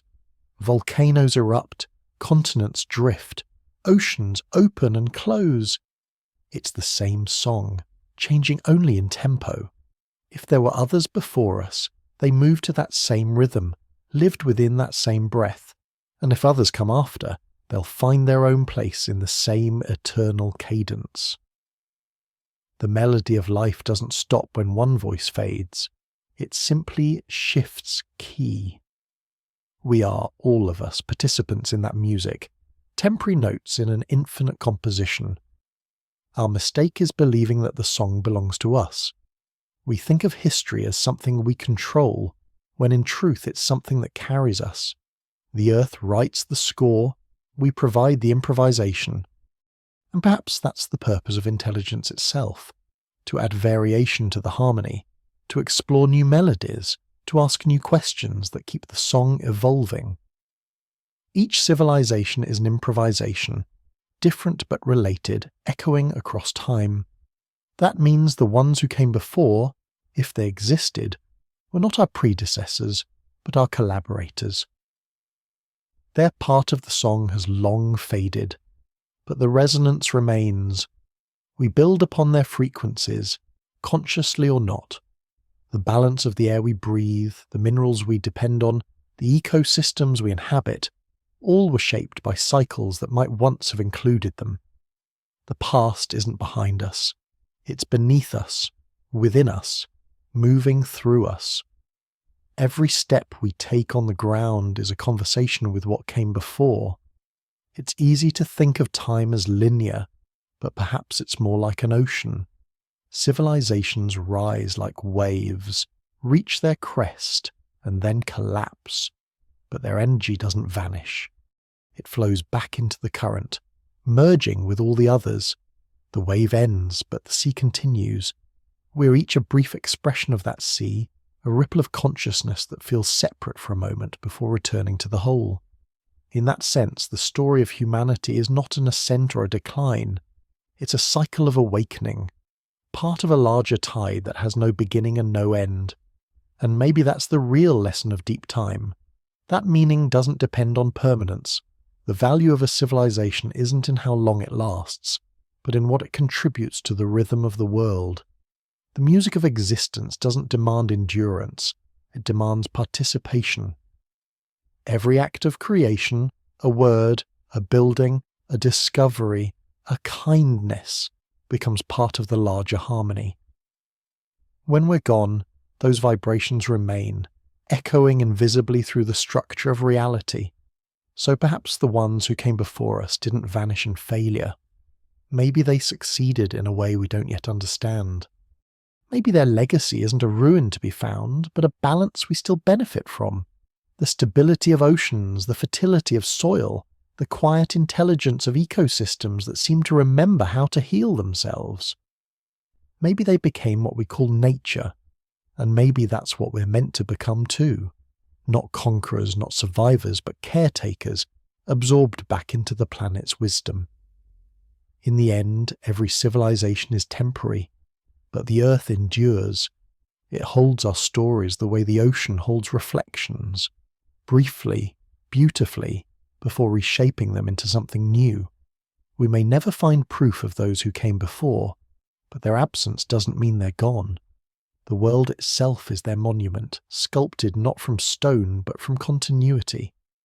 And one day, when our own time fades, we'll join them in that vast wordless history, another verse in the song the planet keeps singing to itself. So let us end where we began, with the question that started it all. What if we're not the first? The answer, I think, is both humbling and magnificent. It doesn't diminish us. It connects us. It reminds us that we are part of something so much larger than our brief moment in time. We are the latest breath in the Earth's long exhalation, a fleeting expression of its endless creativity.